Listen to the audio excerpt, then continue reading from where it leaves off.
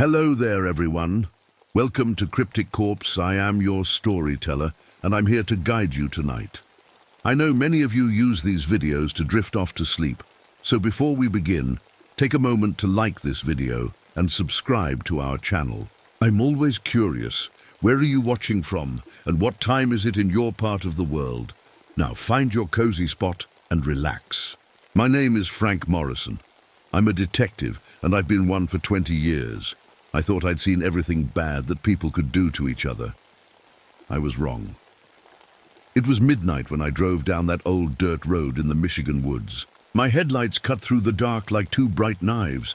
That's when I saw them, eyes, lots of them, watching me from the trees. They weren't deer eyes. They were too big, too high up, and they didn't blink when my lights hit them. I came to this place because people were going missing. 7 hikers in 3 months. Just gone. No bodies, no blood, nothing. Like they walked into the woods and disappeared into thin air. The sheriff didn't want me there. "Frank," he said, "these are just city people who got lost. They'll turn up." But I knew better. 20 years as a cop teaches you when something is really wrong. The town people didn't want to talk either. When I asked about the missing hikers, they'd look away and change the subject. It was like they knew something but were too scared to say it. Then I found the truck. It belonged to one of the missing hikers, a college kid named Danny Wu. But the truck was a mess. The doors were ripped right off, not opened or broken off, ripped off, like something with huge strength had just torn them away with its bare hands. The driver's seat was covered in blood. So much blood that it had dripped through the seat and made a puddle on the ground. But there was no body, no Danny anywhere. I called for help, but while I waited, I looked around. That's when I found the tracks. Paw prints in the mud. But they were huge, 7 inches long. The weird thing was how far apart they were. Whatever made these prints was walking on 2 legs, not 4. I tried to follow the tracks, but they went into thick woods and disappeared. I wrote everything down and took pictures, but I had a feeling those pictures wouldn't show what I really saw. The next day, I found someone who would talk, a man named Pete Richards. He was in the hospital shaking like he was freezing cold. The doctor said he was in shock. It wasn't a wolf, Pete kept saying. Wolves don't walk like people. Wolves don't look at you and smile. I sat by his bed and tried to get the whole story. Pete had been camping with his girlfriend Amy. When they heard something outside their tent, Amy went to look. She never came back. I heard her scream. Pete said, his eyes wide with fear. But then the scream changed. It became something else, like a howl, but it sounded human too. He said he saw it through the tent. A shadow of something tall, walking on 2 legs like a person. But it had a dog's head and long arms that hung down past its knees. After talking to Pete, I went to the local library. The old woman there, Mrs. Ellis, was very helpful. Too helpful, maybe? She knew exactly what I was looking for before I even asked. "Every 7 years, she whispered, pulling out a box of old newspapers. "Same thing happens every 7 years since 1887. The newspapers told the same story over and over. People missing, strange tracks, talk of a beast in the woods. Then nothing for 7 years until it started again. I decided to camp out in the forest myself. I brought cameras that could see in the dark and machines that would beep if anything. Moved nearby, I thought I was ready. I set up my camp close to where Danny's truck was found. As the sun went down, the forest became quiet. Too quiet. No birds singing, no bugs buzzing, nothing. Then, around midnight, I heard it, a howl that made my blood feel like ice water. It started low, like a wolf, but then it got higher, like a person screaming. It was coming from somewhere close. I grabbed my flashlight and gun, but before I could move, I heard footsteps. Big, heavy footsteps walking around my tent. Whatever was out there was walking in circles around me, like it was hunting. I stayed very still, trying not to breathe too loud. The footsteps stopped right outside my tent door. I could see a shadow through the tent wall, something tall and wrong-looking. Then it spoke, in a voice that was almost like a person, but not quite. It said, I know you're in there, Detective Morrison. I must have fainted from being so scared because when I woke up it was morning and all my stuff was broken. Not just broken, smashed to pieces. The pieces were put in a circle around my tent, like someone was trying to tell me something. That's when I knew I wasn't hunting just an animal. Whatever was in these woods was smart. It knew my name. And now I knew something else. It was hunting me back. 3 days later, they found Julie Andrews. Julie was a 22-year-old hiker from Detroit. She came to the woods for a weekend camping trip with friends. Her friends made it home. Julie didn't. The park ranger called me that morning. His voice was shaky on the phone. "Detective Morrison, you need to come out here. We found one of the missing people." I drove to the spot he told me about. Julie was hanging upside down from a tree. Branch, about 10 feet off the ground, her throat was torn open.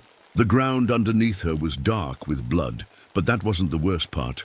The worst part was how she got up there. The tree had no low branches, no way to climb it. Someone, or something, had thrown her up there. I called for backup and started looking around. That's when I noticed something strange. My cameras from the night before were working again. Someone had fixed them and pointed them at the tree.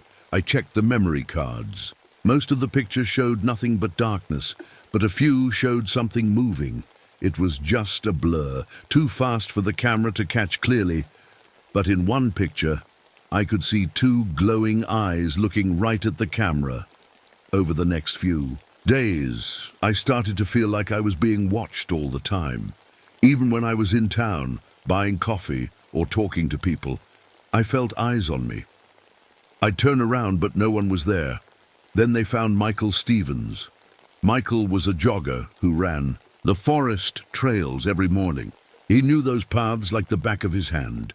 But that morning, he didn't come home. We found him in pieces. I won't describe what we saw, but it was bad. Really bad.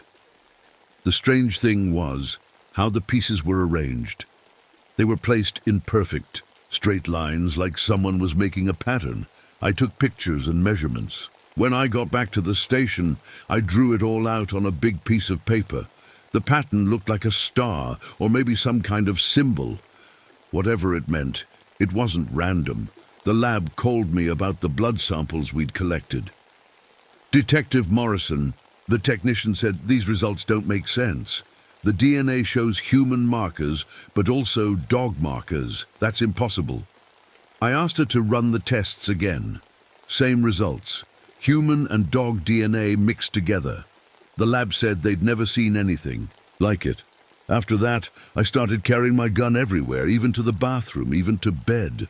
I kept feeling like something was following me, but I could never catch it.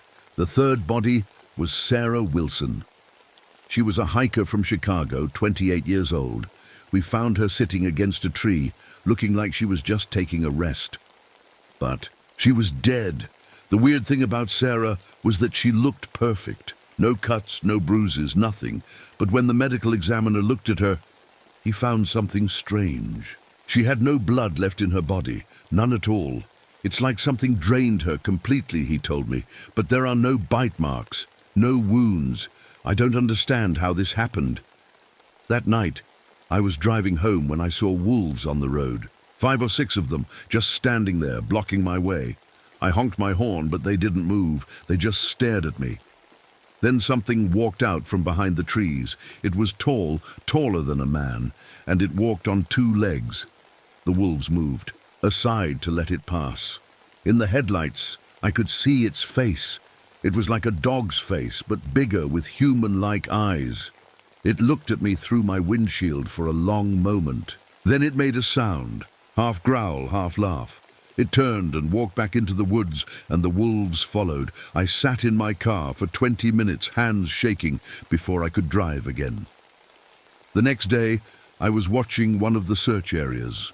Through my binoculars, I saw Tom Bradley, one of our volunteers, walking through the trees about 200 yards away. He was alone, which was against the rules. I watched him stop and look at something on the ground. Then something jumped out from behind a tree. It moved so fast I couldn't see it clearly. 1 second, Tom was standing there. The next second, he was gone. I ran to the spot as fast as I could, but when I got there, Tom was already dead, and standing over his body was the thing from my nightmares, the dogman. It looked at me with those intelligent, human-like eyes. Then it picked up Tom's backpack and threw it at my feet. Inside the backpack, I found all the missing hikers' wallets and driver's licenses. It was like it was playing a game with me. The creature backed away slowly, never taking its eyes off me. It was showing me that it could kill anyone, any time it wanted, and there was nothing I could do to stop it. After that, things got really strange. I'd go home at night and find things moved around in my house. My coffee cup would be in a different spot. My keys would be on the wrong table. Little things that made me wonder if I was going crazy. The dogman started leaving me presents. I'd find pieces of torn clothing on my car windshield, a hiking boot on my doorstep, a broken watch in my mailbox, all from the missing people. It was like it was saying, "Look what I did, look what I can do." Then my partner Bob Miller was killed. Bob was working late at the police station, going through evidence. I was at home when I got the call. They found him in the evidence room, torn apart just like the others. But here's the scary part. The police station was locked. All the doors, all the windows, security cameras showed nothing. How did it get in? How did it get out? The next morning, I found a bloody handprint on my bedroom window, on the outside. My bedroom is on the 2nd floor. I started sleeping with all the lights on. I put locks on every door, every window, but I still felt like it was watching me, even inside my own house. The 5th body was Kevin Thompson, the mayor's son. Kevin was 19 and thought he was tough. He'd been telling everyone he was going to hunt down whatever was killing people. We found Kevin posed like a hunting trophy. He was sitting upright against a tree, but his head was turned completely around, backwards. His eyes were wide open, staring at nothing. That's when the town finally started talking. Mayor Thompson called a meeting. The whole town showed up. People were scared, angry, crying. They wanted answers. "You have to tell them the truth," Mrs. Ellis whispered to me before the meeting started. "They need to know what they're dealing with." But when I tried to tell them about the dogman, about what I'd seen, most people didn't believe me. They said I was stressed out, seeing things that weren't there. "Maybe you should take some time off, detective," the mayor said. "This case is clearly getting to you." That night, Mrs. Ellis was killed. She lived alone in a small house behind the library. Her neighbor found her the next morning. The killer had broken every bone in her body, but arranged her on her couch like she was just sitting there reading a book. On her coffee table was an old photo from 1887. It showed a group of men standing around something they'd killed. The something looked just like the dogman. On the back of the photo, someone had written, "They thought they killed it too." The federal wildlife inspector came the next day. His name was James Cooper, and he acted like he knew everything. He said there was no such thing as a dogman, that we were probably dealing with a bear or a pack of wild dogs. 2 hours after he arrived in town, we found him dead in his hotel room. The door was locked from the inside. The chain was on. The windows were closed. But somehow, the dogman had gotten in and gotten out. James was hanging from the ceiling fan, but the fan was still spinning slowly, like nothing had happened. My partner Ray Jenkins called me that night. We were talking about the case when I heard something in the background of his call. "Ray, what was that noise?" I asked. "What noise?" "I don't hear anything," he said. Then I heard it clearly. Breathing. Heavy breathing. That wasn't Ray's. "Ray, get out of there!"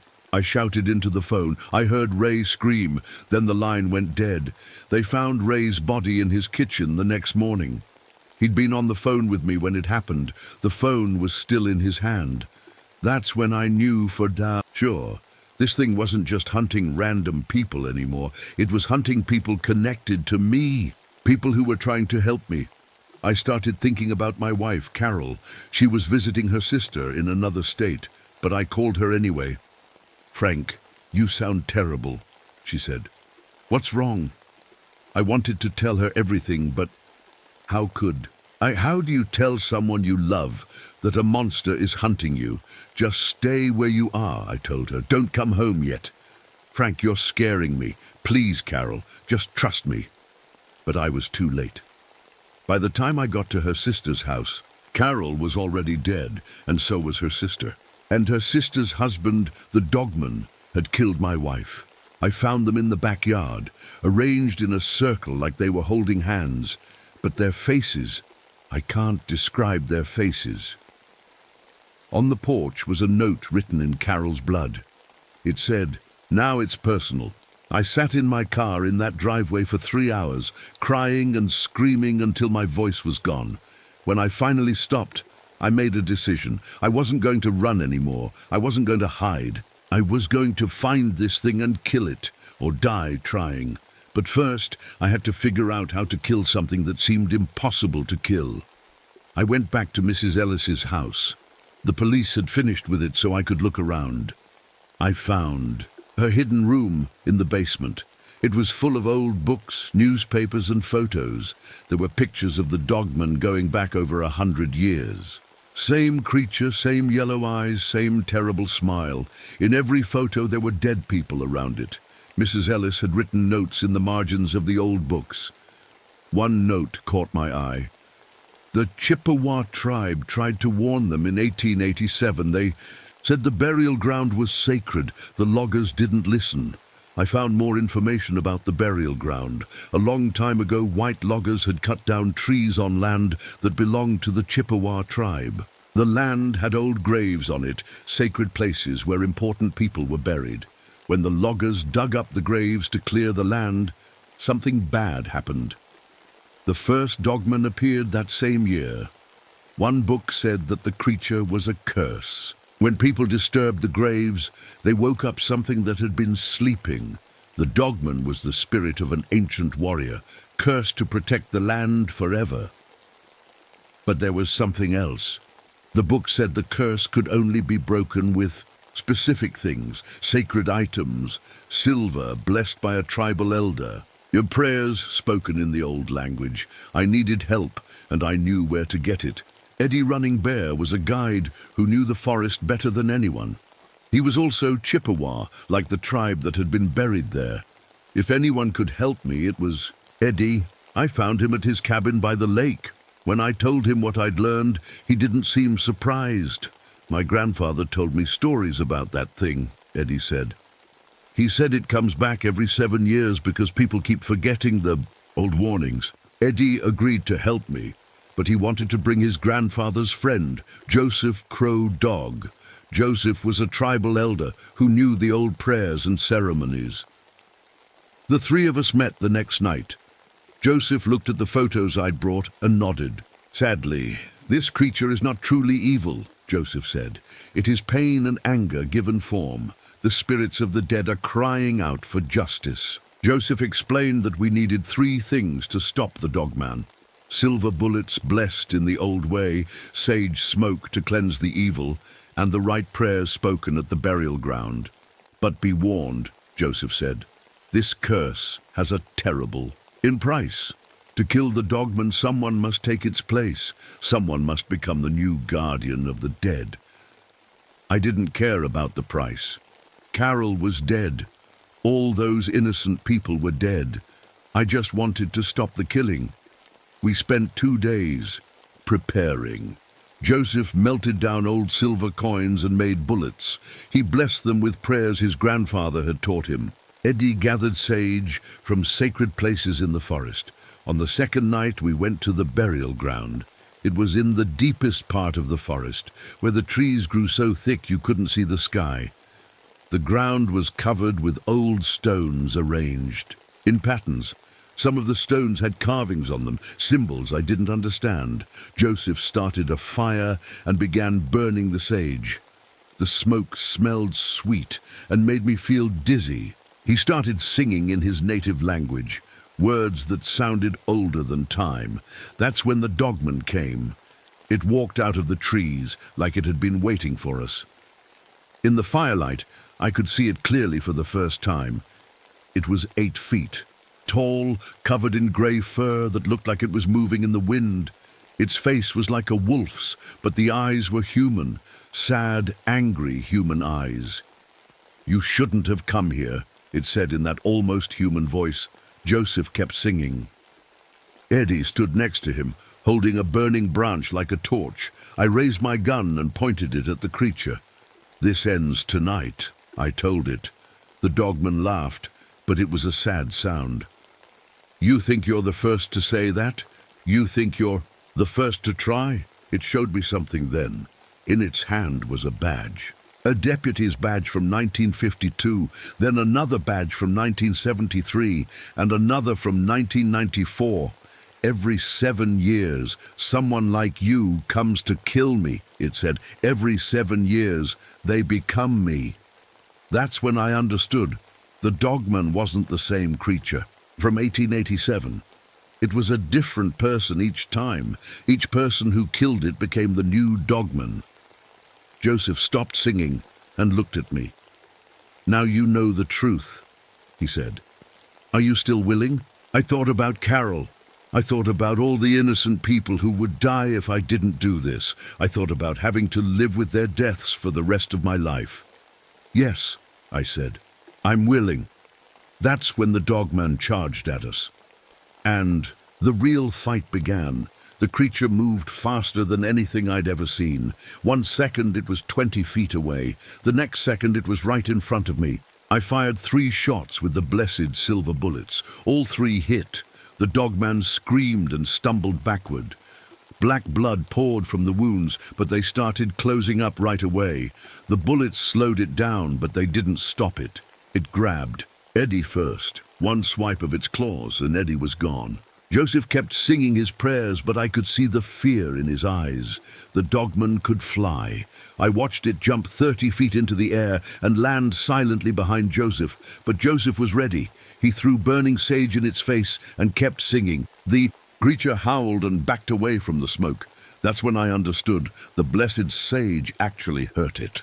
I grabbed a burning branch and ran at the dogman. It turned to face me, and for a moment I saw something human in its eyes. Pain, sadness, like it was asking for help. Then it hit me with one of its arms. I flew through the air and crashed into a tree. I felt ribs break, tasted blood in my mouth, but I still had my gun. Joseph was still singing when the creature killed him. It happened so fast, 1 claw across his throat, and the old man fell to the ground. But his voice kept echoing in the forest, like the trees themselves were singing his prayer. It was just me and the dogman now. "You can't win," it said, walking toward me slowly. "I've done this dance before. I always win." I raised my gun and fired my last blessed bullet. It hit the creature right in the heart. This time the wound didn't close. Black blood kept pouring out. The dogman fell to its knees. "Finally," it whispered. "Thank you." Then it died. I stood up, hurting all over.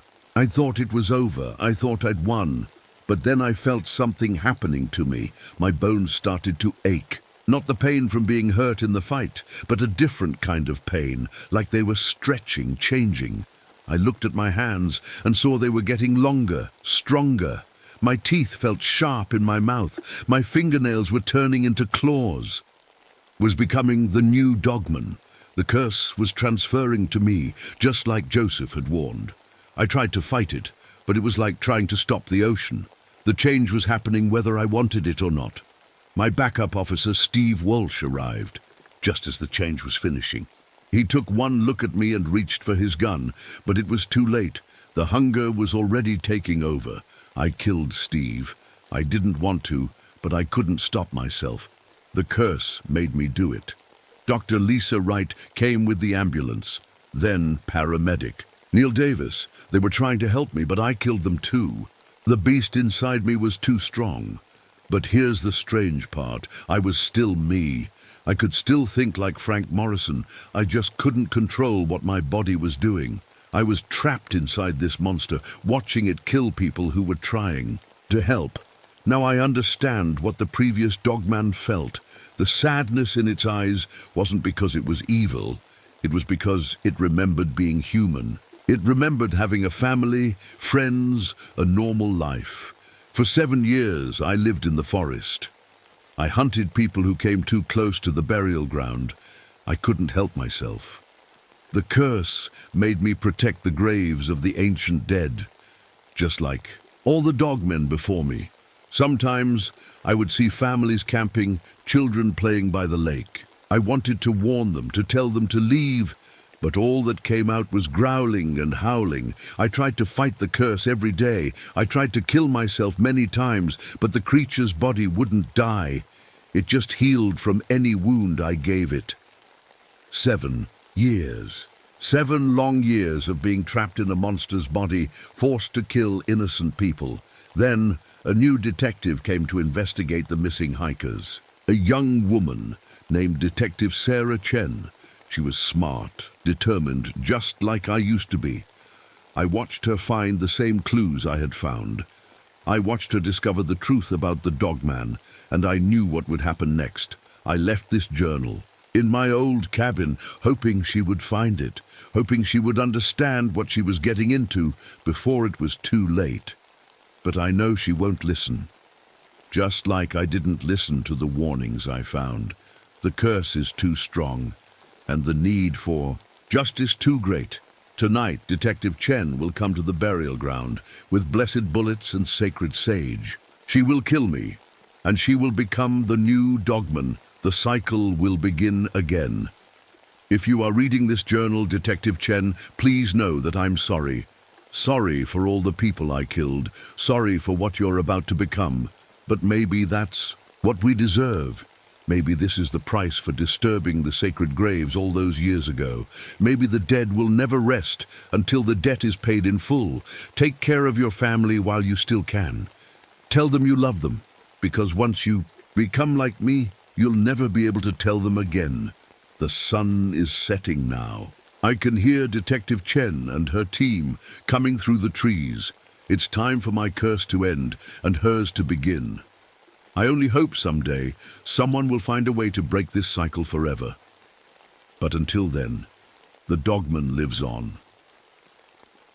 Detective Frank Morrison, Michigan State Police. Final entry, September 21st, 1981. My name is Jake Morrison, and I'm the sheriff of Bladenboro County. It's a small place in North Carolina where nothing much happens. At least, that's what I thought until the summer of 1954. It all started on a Tuesday morning.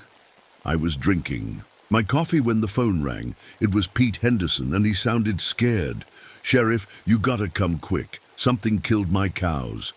I drove out to Pete's farm, thinking maybe we had thieves again.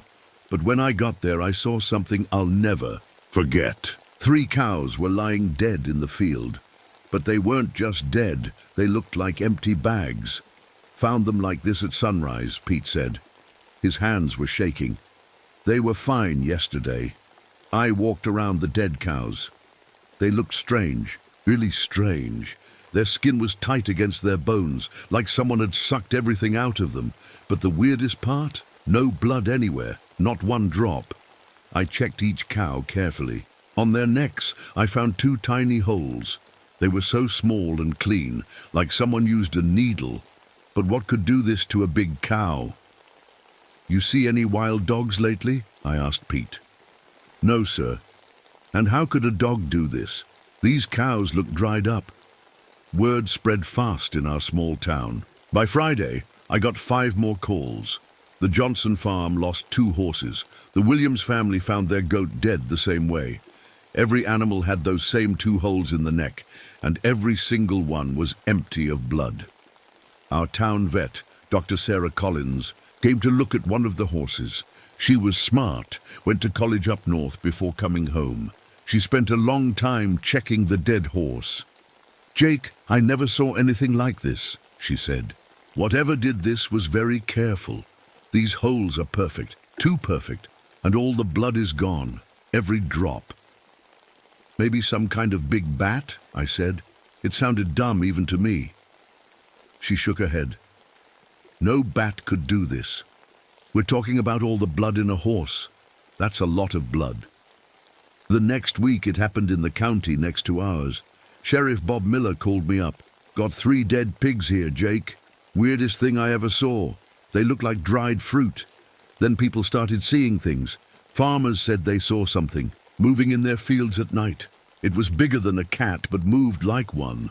Some said it was black, others said it was grey. Everyone said it moved really, really fast. Tom Bradley worked nights at the lumber mill. He told me he saw something jump from the ground to the roof. Had to be 8 feet high, he said, and it didn't make any noise. I started driving around at night looking for whatever was killing our animals.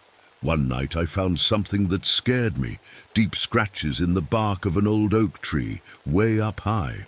About 8 feet off the ground. I looked at them real close, 4 scratches, each one over an inch deep. Whatever made them had really sharp claws, and it had to be strong to climb straight up a tree like that. The newspapers found out about our dead animals. First our local paper wrote about it.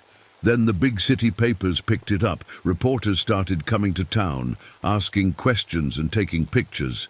They called it the Beast of Bladenborough. All the attention made everyone nervous. People started locking up their animals at night. Some folks carried guns when they went outside after dark. The whole town felt scared, waiting for something bad to happen. And we were right to be scared, because the beast wasn't done with just animals. It wanted something more. The beast got smarter as the days went by. We set traps all around the farms, but it never went near them. It was like it could smell us on them. We tried putting out poison meat, but it wouldn't touch it. This thing only wanted blood, nothing else. Then it happened. The thing we were all afraid of. Bill Johnson was the first. He was a good man, worked his farm alone since his wife died. I got the call at 3 a.m. It was Bill's neighbor, Mrs. Patterson. She was crying so hard I could barely understand her. Sheriff, something's wrong at Bill's place. His barn door is open and there's no lights on. I drove over there with my heart pounding. The barn door was wide open, banging in the wind. I found Bill inside, lying in the hay. At first I thought he was sleeping. Then I saw his face. Bill looked just like the cows. His skin was tight and grey. His lips were pulled back from his teeth, and those same 2 holes were in his neck. But here's what really scared me. There were no signs of a fight, no scratches on his hands, no torn clothes. It was like he just stood there and let it happen. Dr. Collins came to look at Bill. She was real quiet while she checked him over. Finally, she stood up and shook her head. Jake, this doesn't make sense. A man doesn't just stand still while something kills him. He should have fought back. Maybe it was fast, I said, but I didn't believe it myself. After that, people in town started acting different. They locked their doors early. They wouldn't go out at night. The streets were empty after sunset. Even the teenage kids stopped hanging out at the soda shop after dark. 2 weeks later, we lost Mary Henderson. She ran the biggest chicken farm in the county. Her brother found her in the chicken coop in the morning. She was sitting on a stool, slumped over like she fell asleep, but she was empty, just like Bill. The chickens were all alive. Not one of them was hurt. But Mary looked like she'd been dead for months, not hours. Dr. Collins was getting scared too. I could see it in her eyes when she looked at Mary. Jake, whatever's doing this, it's getting bolder. Mary was a strong woman. She carried 50 pounds. Her feed bags like they were nothing. That night I drove around town for hours. I checked every street, every alley. Everything was quiet, too quiet. Even the dogs weren't barking. It felt like the whole town was holding its breath. The next week, Tom Bradley didn't come home from his night shift at the lumber mill. His wife called me in the morning. We found Tom sitting in his guard chair, empty as a seashell. The weird thing was, nothing at the mill was missing. Whatever killed Tom didn't want anything but Tom. I called the state police. They sent Detective Ray Miller down from the capital. He was a big city cop, thought he knew everything. He took one look at Tom and laughed. "Sheriff, you got yourself a vampire problem?" he joked. I didn't laugh back. "Detective, 3 people are dead. You got any better ideas?" Ray spent a week in town, asking questions and looking around. He set up cameras around the mill and near the farms. He was real proud of his cameras. Said they could see in the dark. The beast didn't like the cameras. It stayed away for a week. Ray started getting smug about it. "See, Sheriff? Just needed someone who knows what they're doing." But the beast was just waiting. It was watching Ray, learning about him. We found Detective Miller in his hotel room. The door was locked from the inside. The windows were closed. There was no way in or out. But Ray was there, sitting in his chair, looking like the others. Empty. The state police sent more people, but they all left after a few days. They said we had a serial killer who would move on soon. They didn't understand. This wasn't a person. This was something else, something that moved up walls without leaving marks, something that was faster than our eyes could follow, something that made people forget what happened to them. Mrs. Patterson saw it one night. She called me the next morning, but she couldn't remember much. "Sheriff, there was something in my yard last night." I went to the window to look. Next thing I knew, it was morning and I was still standing there in my nightgown. She had 2 small bruises on her neck, just bruises, not holes. Like it tasted her but didn't finish the job. More people started having strange dreams. They'd wake up tired, like they hadn't slept at all. Some had bruises they couldn't explain. Dr. Collins started keeping track of who was having these dreams. "Jake, it's testing people, like it's picking and choosing." The nights got longer and scarier. No one went out alone after dark. The church started having prayer meetings every evening. People were buying crosses and hanging garlic in their windows, but none of it worked. The beast was getting hungry, and it was getting ready to take more than just a taste. Dr. Collins was next. She was working late at her office, trying to figure out what was killing people. We found her the next morning, slumped over her desk. Her notebooks were still open. Her pen was still in her hand, but Sarah was gone, just another empty shell. I stood in her office looking at her notes. She'd been close to something. Her last words were written in shaky handwriting. "Not from here. Very old, needs specific blood type." That's when I realized the beast wasn't just hungry. It was picky. It was looking for something special in our blood, something it needed to survive, and I had a terrible feeling it was getting closer to finding exactly what it wanted. After Dr. Collins died, something changed in me. I couldn't sleep. I couldn't eat. Every night, I drove around town with my shotgun. On the seat next to me, I was hunting this thing, but deep down, I knew it was hunting me too. The nightmares started around then. I'd dream about seeing through different eyes that could see heat coming off people's bodies, eyes that could see blood moving under skin. In these dreams, I was hungry, so hungry it hurt. I'd wake up feeling sick and tired. Sometimes I found dirt under my fingernails, even though I hadn't been outside. Sometimes my sheets were torn. My wife Margaret started sleeping in the guest room. "Jake, you're scaring me," she said one morning. "You talk in your sleep. You say things that don't make sense." I tried to tell her about the dreams, but how could I explain it? How could I say that sometimes I felt like I was inside the beast's head? The National Guard came to town. They set up roadblocks and checkpoints. Soldiers walked around in groups, carrying big guns. People felt safer for a while. The beast didn't like the soldiers. It stayed hidden for a few days. Then it got angry.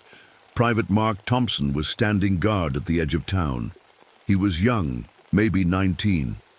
We found him at dawn, sitting against a tree. His gun was still in his hands. He looked peaceful, like he'd just closed his eyes for a minute. But Mark was empty, just like the others. The army brought in more soldiers. They brought lights and cameras and all kinds of equipment. Colonel Hayes, the man in charge, set up his command post in the school gym. "Sheriff, "We're going to catch this thing," he told me. "It's probably just a wild animal. Maybe a bear with rabies." I didn't argue with him. What was the point? But I knew this wasn't a bear. Bears don't climb straight up walls. Bears don't make people forget things. A week later, we found Colonel Hayes in his tent. The guards outside never heard anything. They never saw anything. But the colonel was there, empty and grey, sitting in his chair like he'd been having a normal conversation with someone. That's when the real fear hit town. If this thing could get to the army, if it could get to trained soldiers with guns, then nobody was safe. More people started leaving town. Families packed up their cars and drove away. They said they were visiting relatives. They said they'd be back when this was over. But I knew most of them would never come back. The ones who stayed started sticking together. Nobody went anywhere alone. The grocery store was only open during the day. The diner closed at sunset. Even the church stopped having evening services. Edmund Price came to town around then. He was a strange man with grey hair and sharp eyes. He carried an old leather bag and wore a silver cross around his neck. He said he was a scholar, but I could tell he knew about fighting things like the beast. "Sheriff, I've seen this before," he told me. "There are creatures that live in the dark spaces of the world. They're old. Older than our towns, older than our churches. This one is wounded and hungry." Wounded? It's far from home. It's dying. It needs blood to stay alive, but not just any blood. It's looking for something specific, something that will let it go home. Price set up traps around town. Not regular traps, but strange ones made with salt and silver and things I'd never heard of. He painted symbols on buildings and buried small bottles at crossroads. For a few days it worked. The beast stayed away. People started to hope again. Then we found Edmund Price in the churchyard. His silver weapons were scattered around him. His crosses were broken. He was empty, just like all the others, but something was different about Price. He'd fought back. There were signs of a struggle, deep gouges in the ground. A tree was split in half, and there was blood. Not human blood. Something dark and thick that smelled like rotten meat. I collected some of this blood in a jar. I didn't know why. Maybe I thought it would help somehow. That night, I had the strongest nightmare yet. I was running through the woods on 4 legs, my claws dug into the earth. I could smell every person in town. Their blood called to me like music. But one smell was different. One person smelled like home, like what I needed to survive. I woke up knowing the beast had chosen me. It didn't want my blood. It wanted something else, something that would save it. The next day, FBI agents came to town. They wore dark suits and asked a lot of questions. Agent Sterling was their leader. He was a serious man who didn't believe in monsters. "Sheriff, we think you're dealing with a serial killer. Someone who drains blood for psychological reasons. We'll catch him." They set up all kinds of equipment, cameras, motion sensors, listening devices. They felt so confident with their science and their technology. The beast played with them. It would show up on their cameras as just a shadow. It would trigger their alarms, but be gone before they got there. It was like it was teasing them. Agent Sterling got frustrated. He started staying up all night, watching his monitors. He was determined to catch this killer. We found him in his car, parked outside the police station. The doors were locked. The windows were up. The car was still running, but Sterling was empty, slumped over the steering wheel. I realized something then. The beast wasn't just killing people anymore. It was sending me a message. It was showing me that nobody could protect me. Nobody could stop it. It wanted me to know I was next. But why? What made me special? What did I have that it needed? I found. Out that night when I saw it for the first time, I was sitting on my front porch waiting. I knew it would come. I could feel it watching the house. It moved out of the shadows like smoke. It was bigger than I'd imagined, about the size of a large dog, but it moved wrong. Too smooth, too quiet.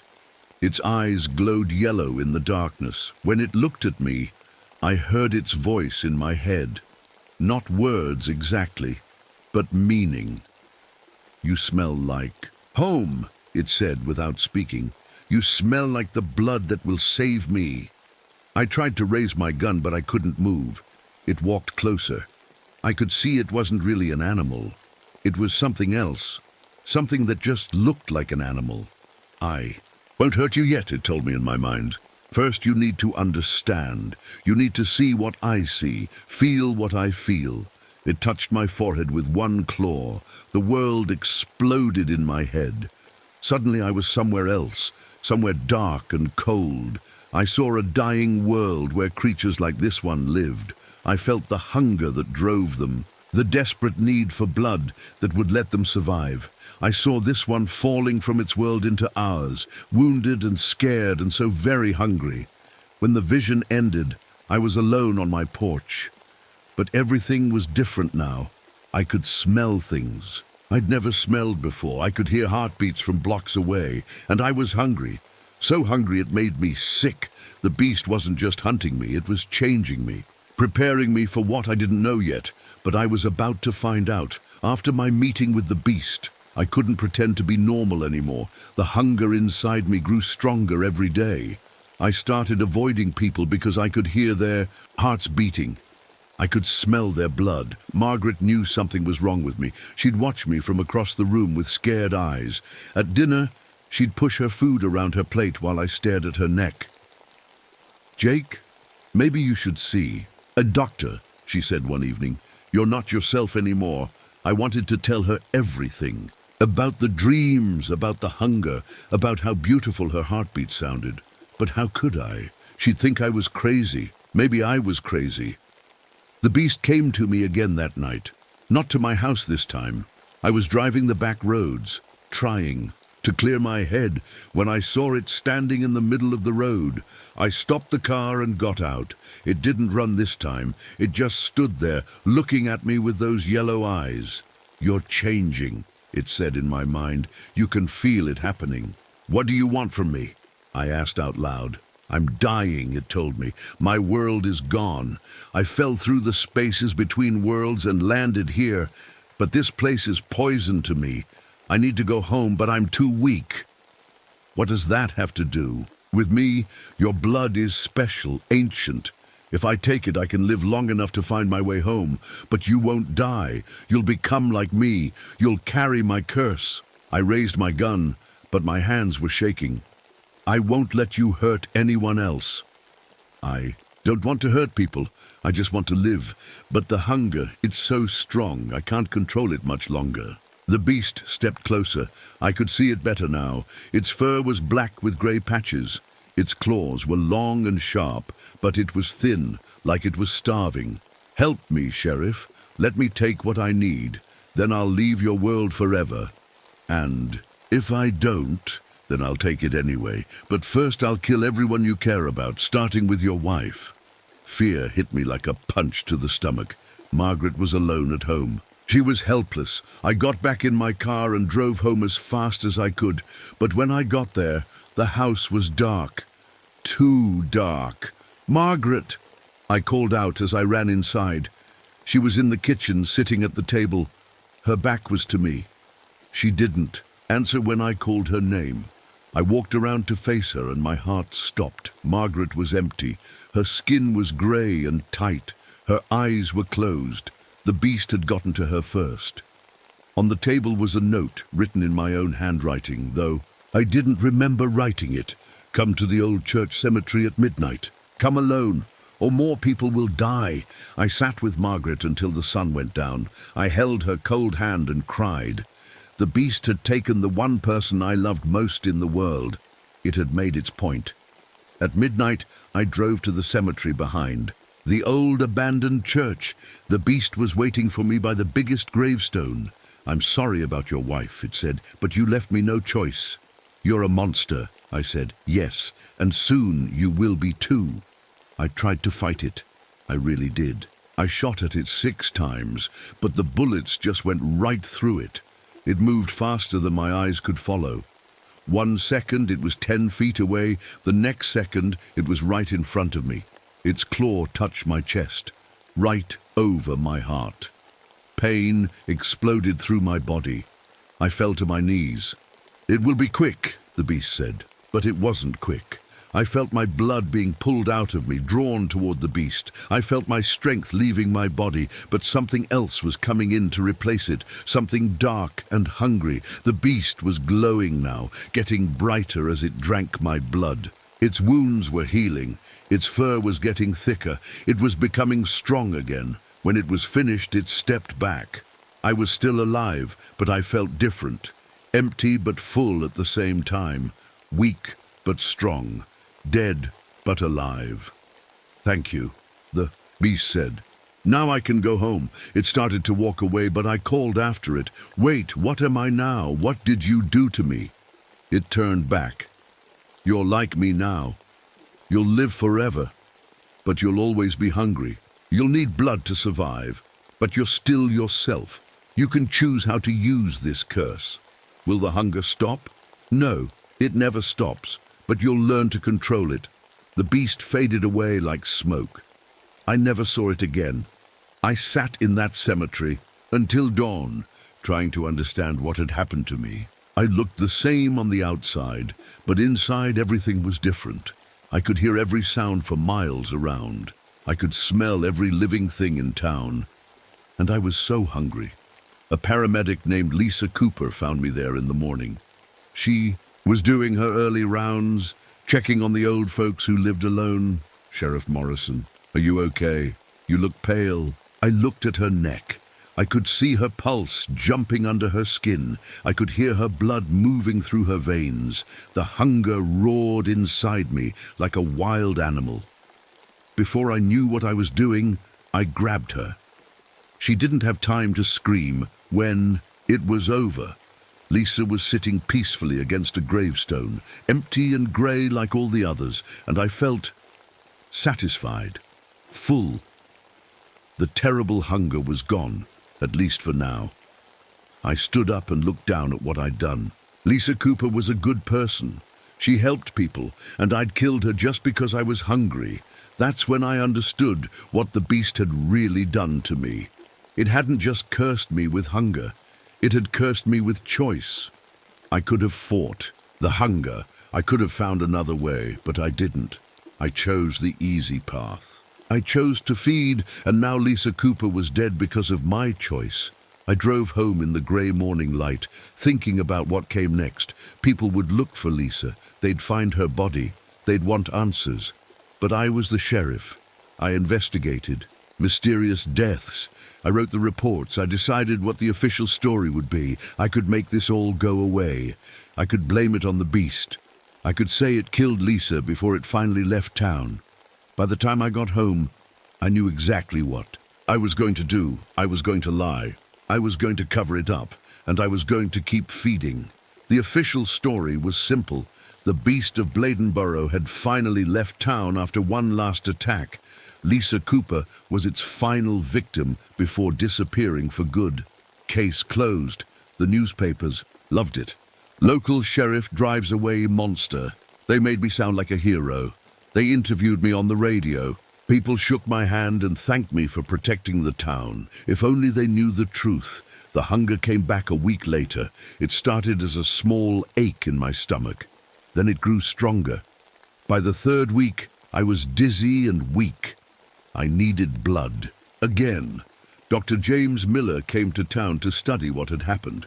He was a smart man from the university. He wanted to write a book about the beast attacks. He asked me lots of questions about the case. "Sheriff, this is fascinating," he said one evening in my office. "The precision of the attacks. The lack of evidence. It's like nothing I've ever seen." I watched him write notes in his little book. He was so focused on his work that he didn't notice me locking the office door. "Doctor, what if I told you the beast never really left?" I asked. He looked up, confused. "What do you mean?" That's when I showed him what I'd become. It was quick and clean. Dr. Miller didn't suffer. When it was over, I felt strong again. The hunger went away. I put his body in the morgue and wrote up a report. Heart attack, very sad. His wife came to collect his things. She cried at his funeral. I stood in the back, wearing my uniform. looking respectful. I got better at hiding what I was. I learned to space out my feeding. One person every few months, always someone passing through town.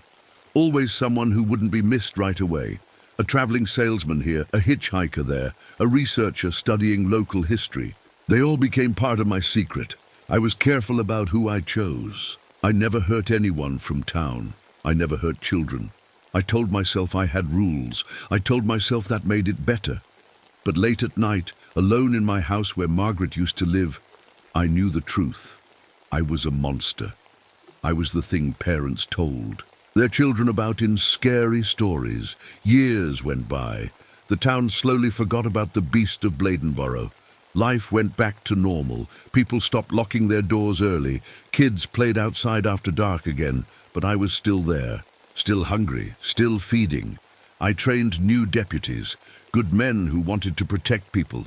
I taught them how to investigate crimes and write reports. I made sure they saw me as a mentor and a friend.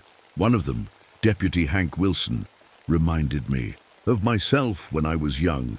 He was honest and brave. He cared about justice. Sometimes I wondered what he'd think if he knew what I really was. I made sure the beast story stayed just a story. When new reporters came asking questions, I gave them just enough information to keep them interested, but not enough to dig too deep. I controlled the narrative. It was probably just a rabid animal, I'd tell them. Mass hysteria made it seem worse than it was. I became good at being two people. During the day, I was Sheriff Morrison. I helped lost tourists and broke up bar fights. I went to church on Sundays and waved at neighbors. At night, I was something else. I was the shadow that followed travelers on lonely roads. I was the last thing they saw when they stopped for gas at the edge of town. The guilt was the hardest part. Every face I took haunted my dreams. Every life I stole weighed on my soul. But the hunger was stronger than the guilt. It always won in the end. I started keeping a journal. I wrote down the names of everyone I'd killed, their ages, their stories, where they came from, where they were going before they met me. Maybe I thought writing it down would make me feel better. Maybe I thought it was a way to honor them. But really, I think I just wanted someone to know. Someday. 30 years passed, then 40. I didn't age. I still looked like I was 41 years old. People started to notice, so I came up with stories about good genes and clean living. But eventually, I knew I'd have to leave. People would get suspicious. They'd start asking too many questions. I trained my replacement carefully. Deputy Wilson was ready to be sheriff. He was everything I used. To be honest, caring, devoted to protecting people. On my last day, I gave him a key to my safe at home. Hank, if anything ever happens to me, I want you to have this. There are things in there that might help you understand this town's history. He promised he would. I knew he'd keep his word. I left Bladenborough on a Tuesday morning in 1994. 40 years after the beast first came to town. People threw me a retirement party. They gave me a gold watch and a plaque that called me a local hero. I moved to a big city where nobody knew my name, where I could disappear in the crowds, where I could feed without anyone connecting the dots. But part of me stayed in Bladenborough. Part of me was still sitting in that cemetery, holding Margaret's cold hand, wishing I'd made different choices. Sheriff Wilson found my journal 3 days after I left. I'd hidden it behind some loose boards in my office wall. He read every word. All 40 years of confessions. He tried to find me, but I was already gone. He tried to warn other police departments, but who would believe such a crazy story? In the end, he did what I knew he would do. He kept the secret. Not to protect me, but to protect the town from the truth. Sometimes I think about going back to Bladenborough. I wonder if the old cemetery is still there. I wonder if anyone still remembers the beast story. But I can't go back. Too many people know my face. Too many people would ask questions about why I still look 41 years old. So I keep moving, city to city, decade to decade, still hungry, still feeding, still carrying the curse the beast gave me, and sometimes, late at night, I wonder if there are others like me out there. Other places where the beast visited, other sheriffs who made the same choice I did. Maybe one day, someone will read this story and understand. Maybe they'll learn from my mistakes, or maybe they'll just think it's another scary story about the beast of Bladenborough. Either way, the truth is written now. The secret is out. My name is Jake Morrison, and I'm still hungry. My name is Rosa Martinez, and I'm a Border Patrol agent. I've been doing this job for 12 years now, patrolling the Texas-Mexico border. I thought I'd seen everything: drug smugglers, people trying to cross illegally, wild animals. But nothing prepared me for what I found that night in 1995. It was past midnight when I first saw it. I was sitting in my truck by the Rio Grande, using my infrared scope to watch for any movement. The desert was quiet, just the usual sounds of coyotes in the distance. Then I saw something on the heat scope that made my blood run cold. There was a heat signature moving across the desert, but it wasn't moving like a person or an animal. It was too fast, jumping from rock to rock like it was flying. 1 second it was 100 yards away, the next it was gone. I blinked and checked the scope again. Nothing. The next morning, my boss gave me a new assignment. There had been reports of livestock deaths along the border. Dead goats and sheep all drained of blood. The ranchers were scared and angry. They wanted answers. "Rosa, you know this area better than anyone," Captain Hall said. "Go check it out. Probably just coyotes or wild dogs. But we need to keep the locals happy." I drove out to the first ranch where the attacks happened. The rancher, an old man named Joe Garcia, looked like he hadn't slept in days. His eyes were red and his hands shook when he lit his cigarette. "Agent Martinez," he said, "I've seen a lot of dead animals in my 60 years. This ain't normal. Come see for yourself." He led me to where he'd found 3 of his goats. I've seen animal attacks before, but this was different. The goats looked like they'd been mummified. Their skin was gray and dry, like leather left in the sun. But the strangest part was the wounds, 3 perfect holes in their necks, like someone had stuck needles into them. "Joe, when did you find them like this?" I asked, kneeling down to get a closer look. "Yesterday morning. But here's the thing.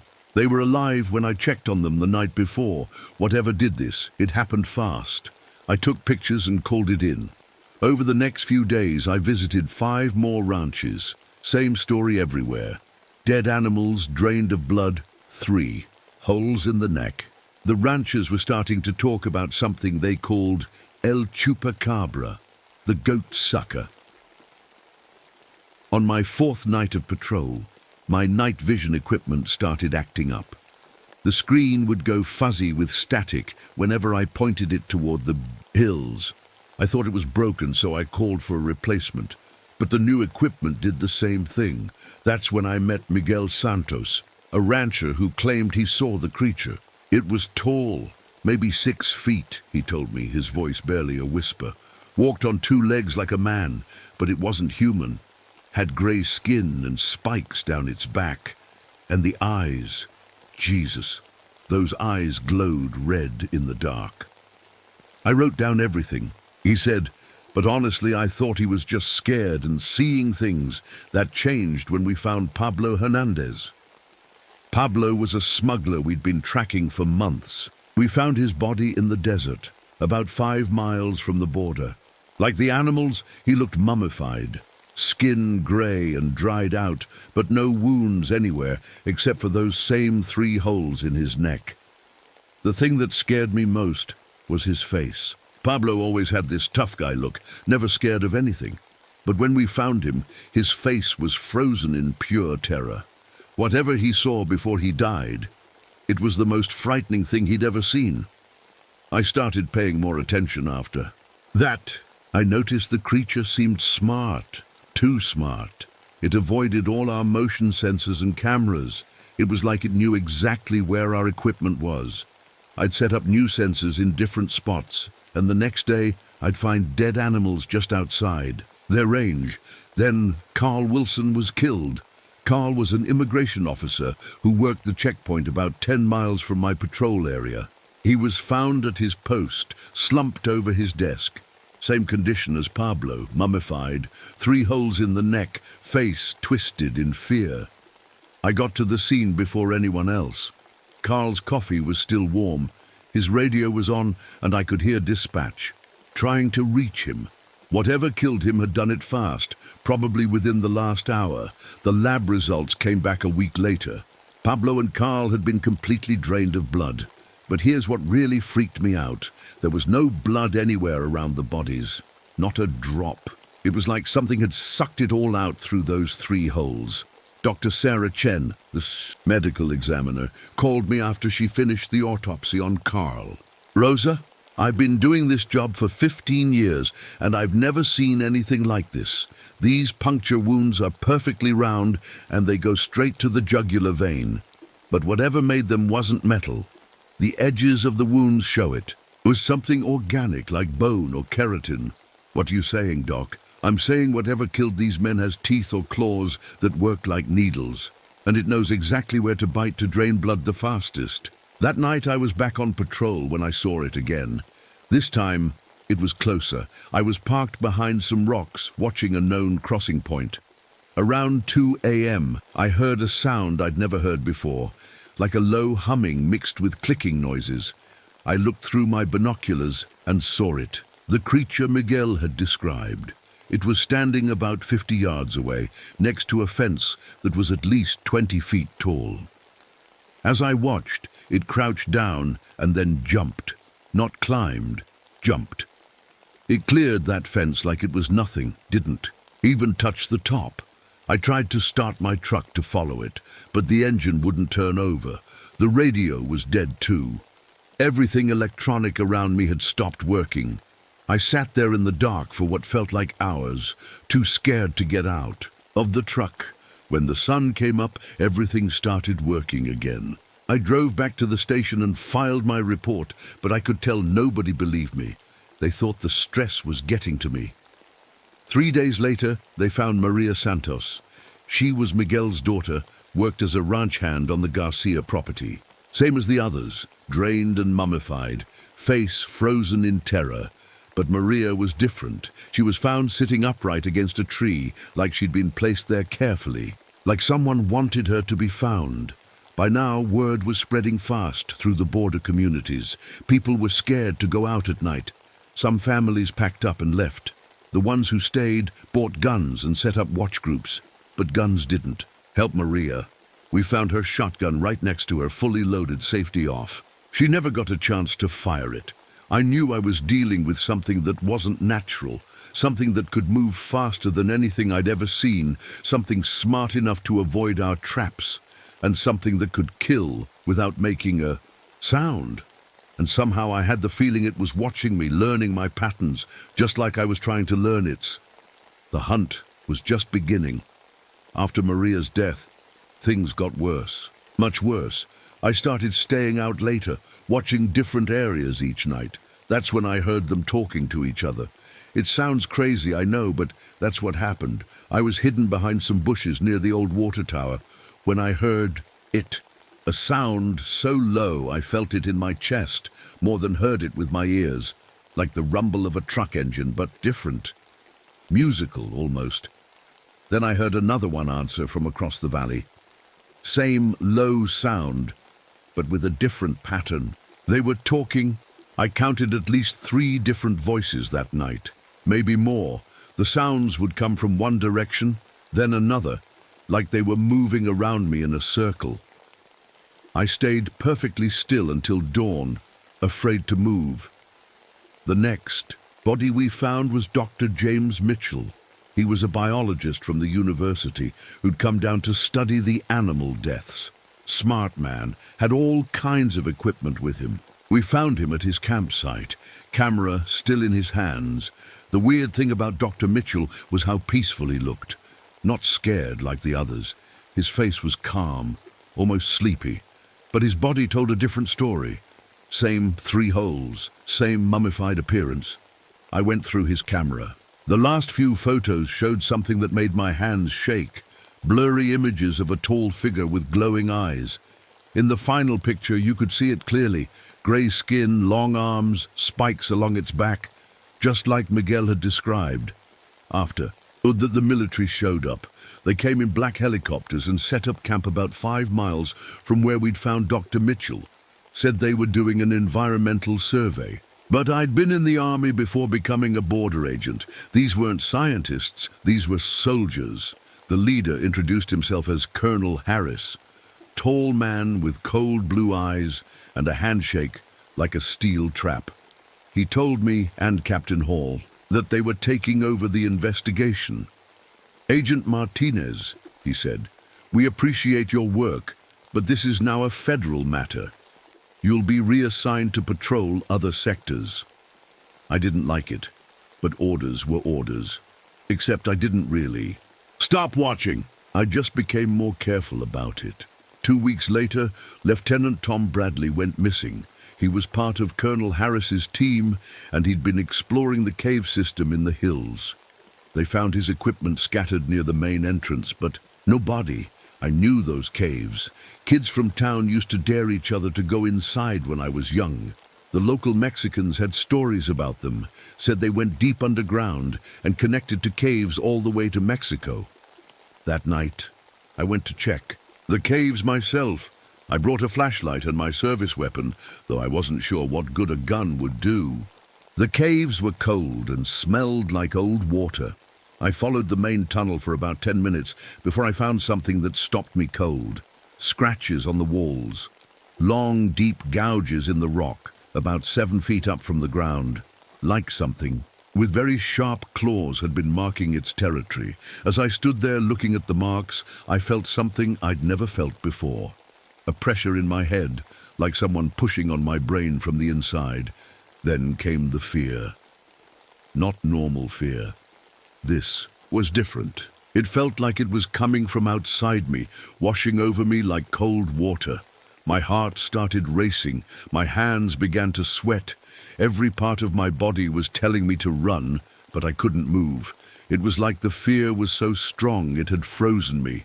In place, I stood there for what felt like hours, though it was probably only minutes. Then, as suddenly as it started, the feeling went away.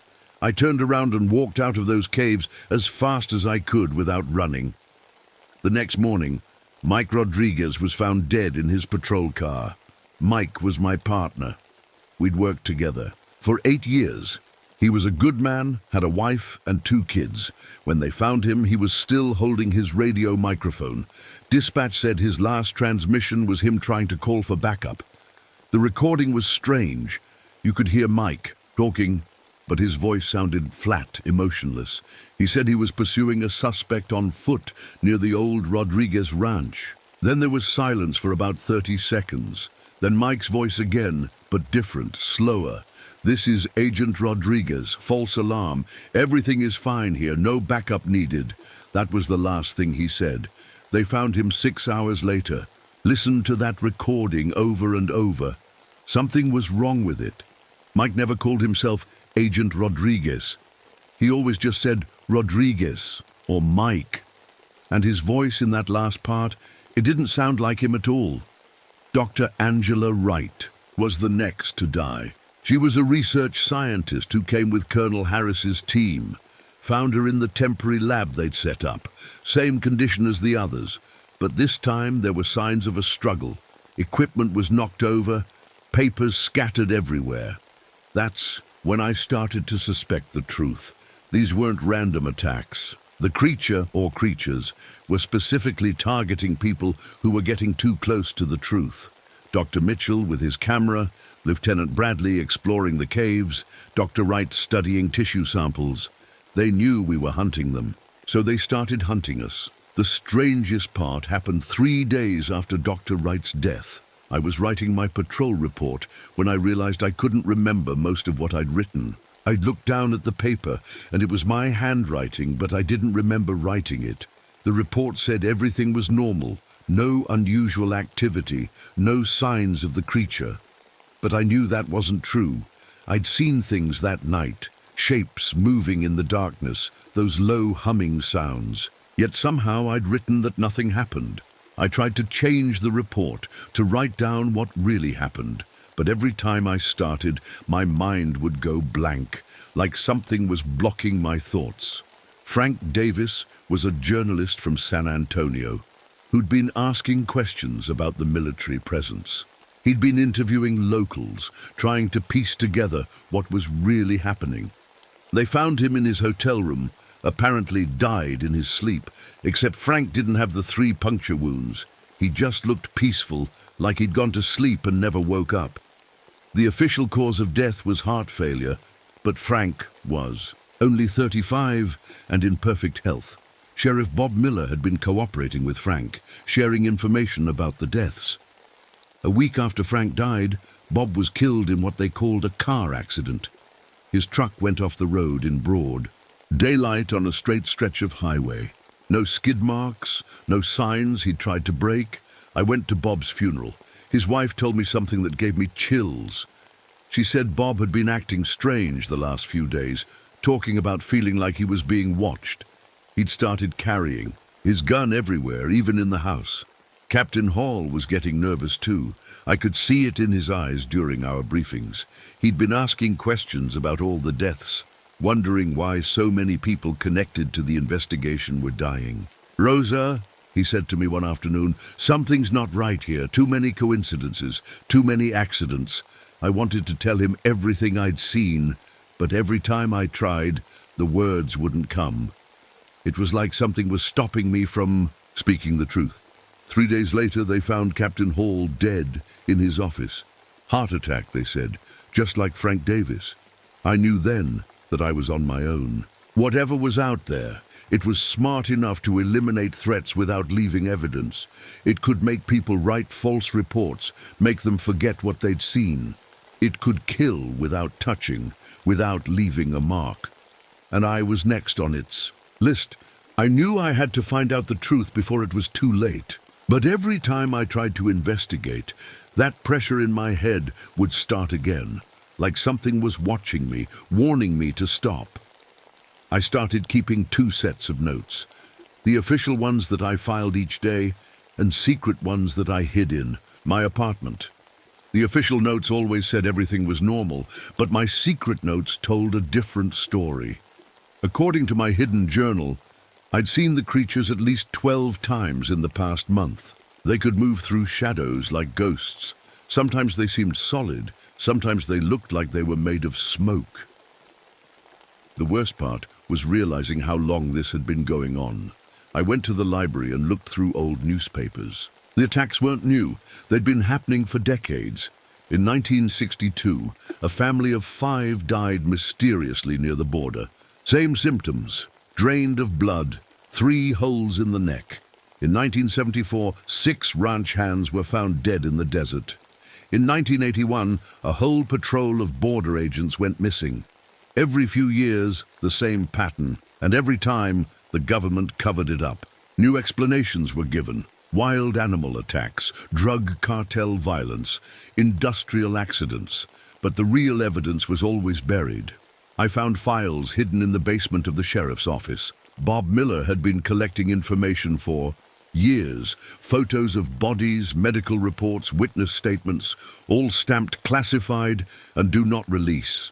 One file made my blood run cold.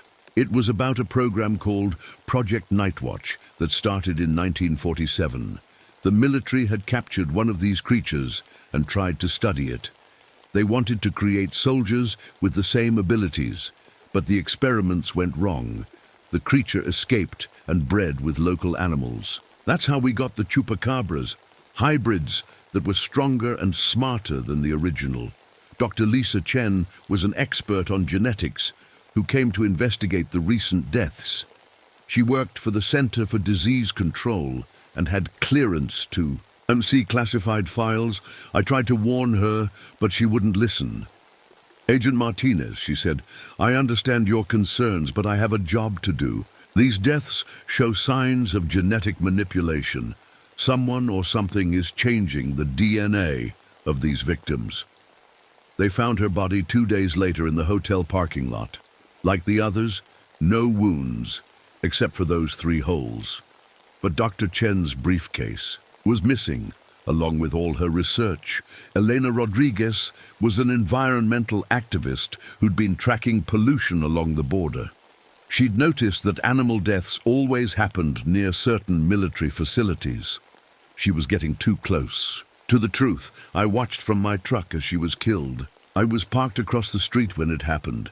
Elena was walking to her car after a meeting with local ranchers. The street light went out just as she reached her car. For about 30 seconds, everything was dark. When the light came back on, Elena was lying next to her car. I wanted to help, but something made me stay where I was. A voice in my head, soft but clear, told me to drive away and forget what I'd seen. I drove home and went to bed. The next morning, I woke up with no memory of the night before. It wasn't until I checked my secret journal that I remembered what happened. That's when I started to understand how bad things really were. The creatures weren't just killing people. They were controlling minds, making people forget, making them write false reports, making them stay quiet. I began to wonder how much of my own memory was real. How many things had I seen and forgotten? How many times had they made me ignore evidence or file fake reports? The worst part was realizing I might be going crazy. Maybe none of this was real. Maybe the stress of the job had finally gotten to me and I was making it all up. But then I found the nest. I was following tire tracks from one of the military vehicles when I discovered a hidden canyon about 15 miles from the main road. The walls were covered with the same claw marks I'd seen in the caves, but these were fresh. At the bottom of the canyon, there was a shallow cave. Inside, I found something that proved this was all real. Eggs. About a dozen of them, each the size of a football. They had a thick, leathery shell that pulsed like a heartbeat, but these weren't ordinary eggs. Through the shell, I could see shapes moving inside, and those shapes looked part human. As I stood there staring at them, I heard that low humming sound behind me. I turned around slowly and saw one of the creatures standing at the cave entrance. It was smaller than the others I'd seen, maybe 5 feet tall. Its grey skin looked almost silver in the dim light. But what scared me most were its eyes. They looked intelligent. More than intelligent, they looked familiar. The creature tilted its head and opened its mouth. Instead of the clicking sounds I'd heard before, it spoke. In perfect English. "Agent Martinez," it said, "you've been very persistent." I reached for my gun, but my hand wouldn't move. The creature shook its head. "Violence isn't necessary. We need to talk." It stepped closer, and I could see its face more clearly. The features were wrong, too long, too sharp. But underneath the grey skin and strange proportions, it looked human. It looked like someone I knew. "You want to know the truth," it said. "The truth is that we're not the monsters here. We're the solution." The creature walked past me to the eggs. It placed one long-fingered hand on the largest one, and I could see the shape inside move toward its touch. "These are the future, Agent Martinez. Humanity as it should be. Stronger, faster, more intelligent. We don't destroy. We evolve." I found my voice. "You're killing people. We're selecting the best candidates for transformation, the ones who show promise, the ones like you." The creature turned back to me, and I saw something in its eyes that made my heart stop. Recognition. It looked at me like it knew me better than I knew myself. "You've been chosen, Rosa Martinez. You've survived encounters that killed others. You've shown intelligence, determination, compassion. You would make an excellent addition to our family." As it spoke, images flooded my mind. Not words, but pictures and feelings. I saw myself with enhanced senses, able to see in perfect darkness. I felt what it would be like to move faster than any human, to leap great distances, to influence other minds. For a moment, it seemed wonderful. to be more than human, to leave behind all the pain and limitations of mortal life.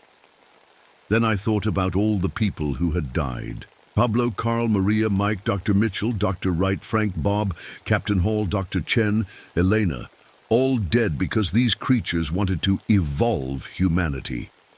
I pulled out my gun and shot the creature 3 times in the chest. It looked down at the wounds, then back at me. Dark blood was flowing from the holes, but it didn't seem hurt. If anything, it looked disappointed. That wasn't very wise, Agent Martinez. The creature reached out and touched my forehead. Pain exploded through my brain like lightning. Then everything went black. When I woke up, I was lying outside the canyon.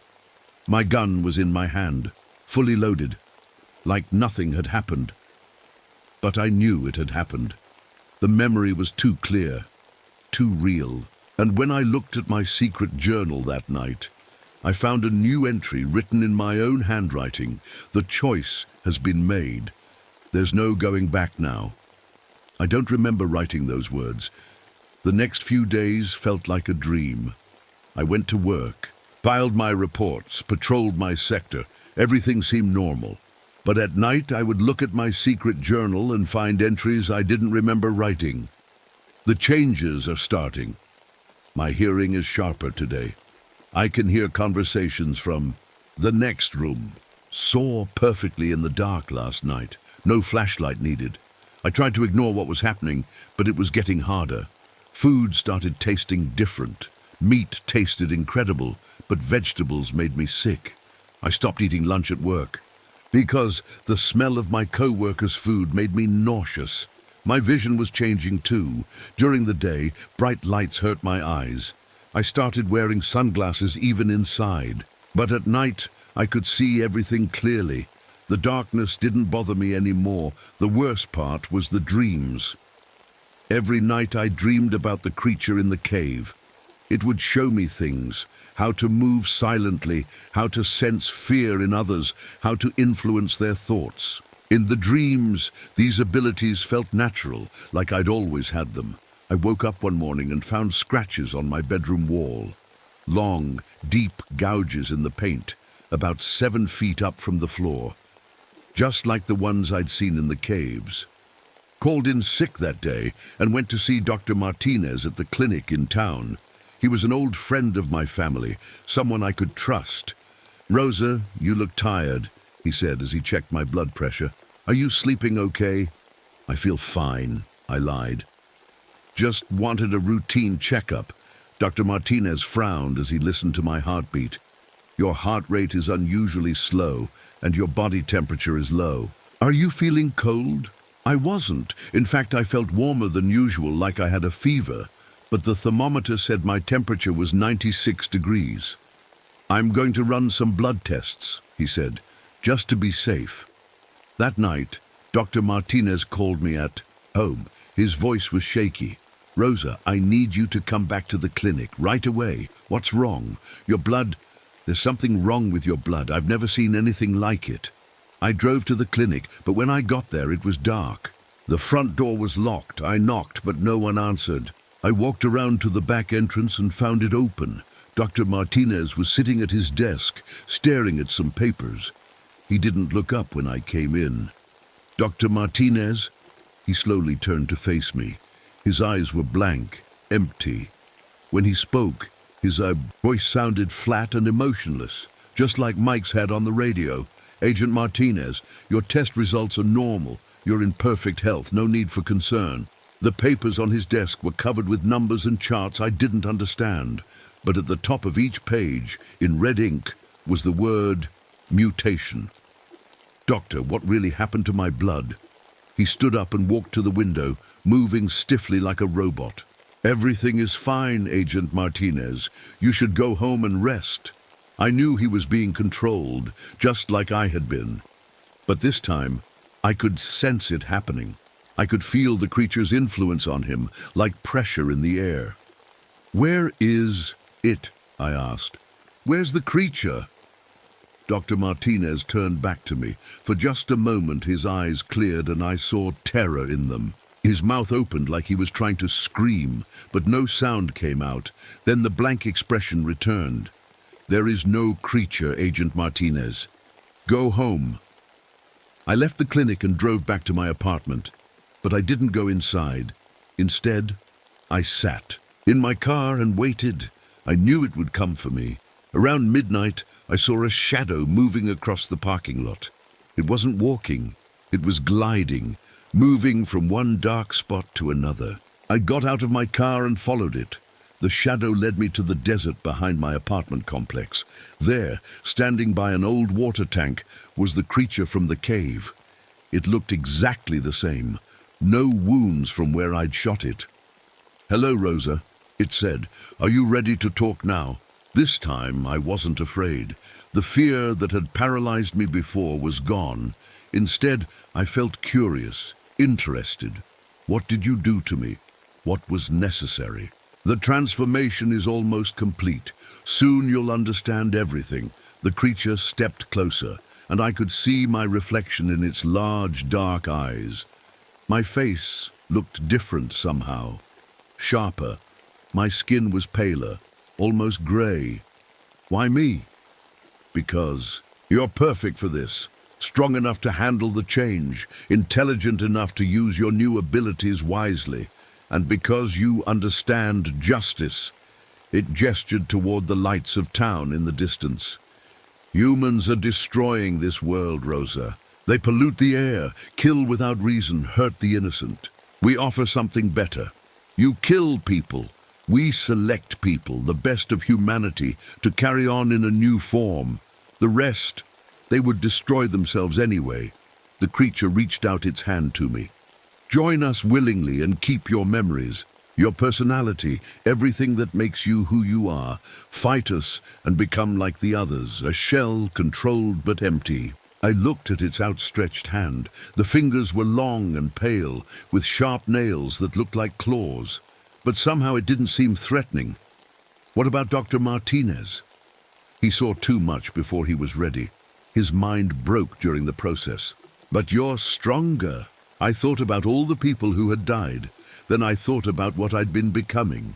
The enhanced senses, the night vision, the ability to influence others. Maybe this was evolution. Maybe this was better. If I agree, what happens next? You continue your work as a border agent, but now you protect our territory instead of human interests. You help us select new candidates. You become our guardian in the human world. It made sense in a strange way. I could keep doing my job, but serve a higher purpose. Help build something better than what humans had created. I reached out and took its hand. The moment our skin touched, everything changed. Power flowed through me like electricity. My senses exploded with new information.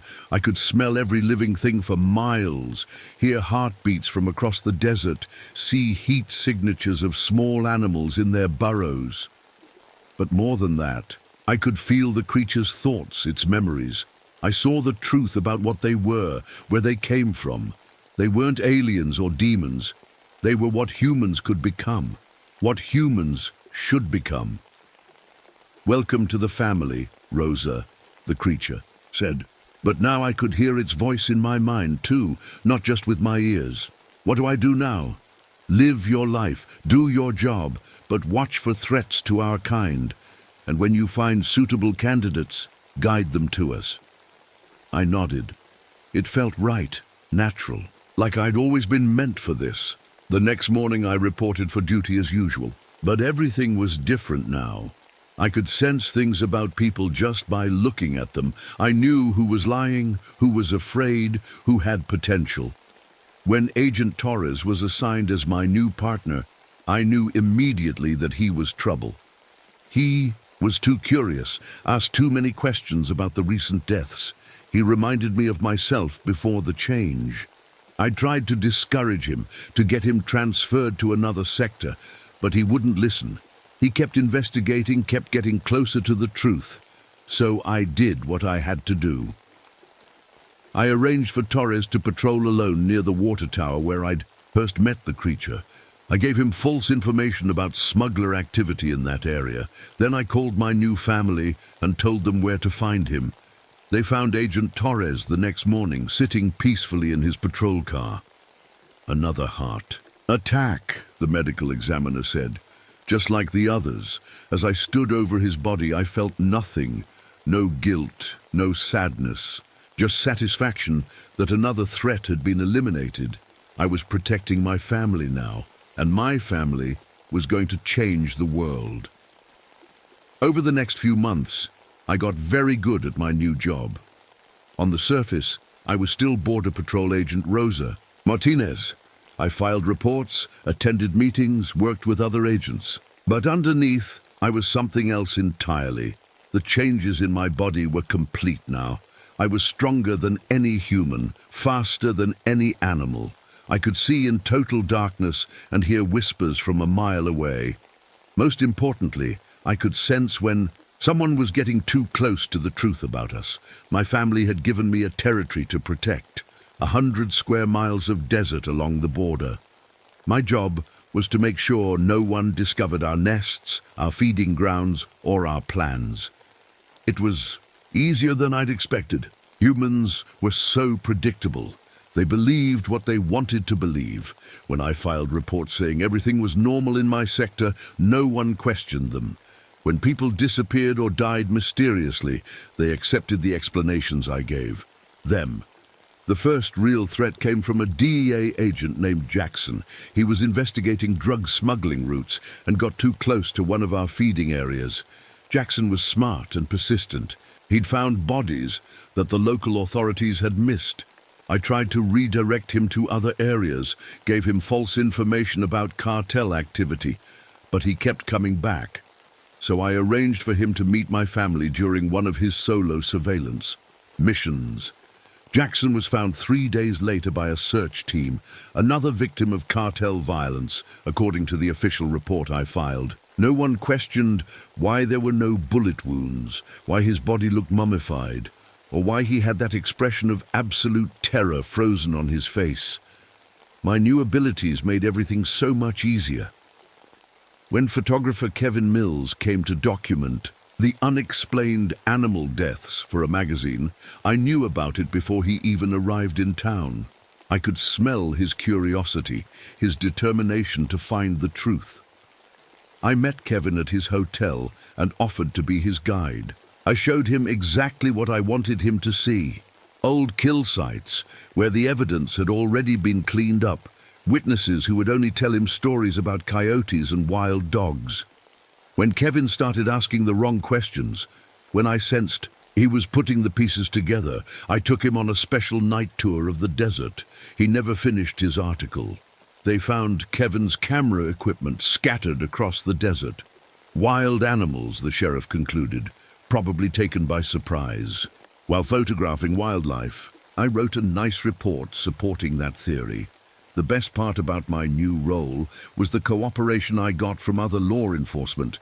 No one wanted to investigate weird deaths when there were clear explanations available. Drug violence, animal attacks, industrial accidents. Any excuse was better than dealing with something unexplained. Agent Sarah Chen was sent to replace Agent Torres. She was young, eager, and had excellent training from the FBI Academy. She reminded me of myself 10 years ago, full of ideals about justice and protecting people. Sarah started noticing patterns in the death reports from my sector.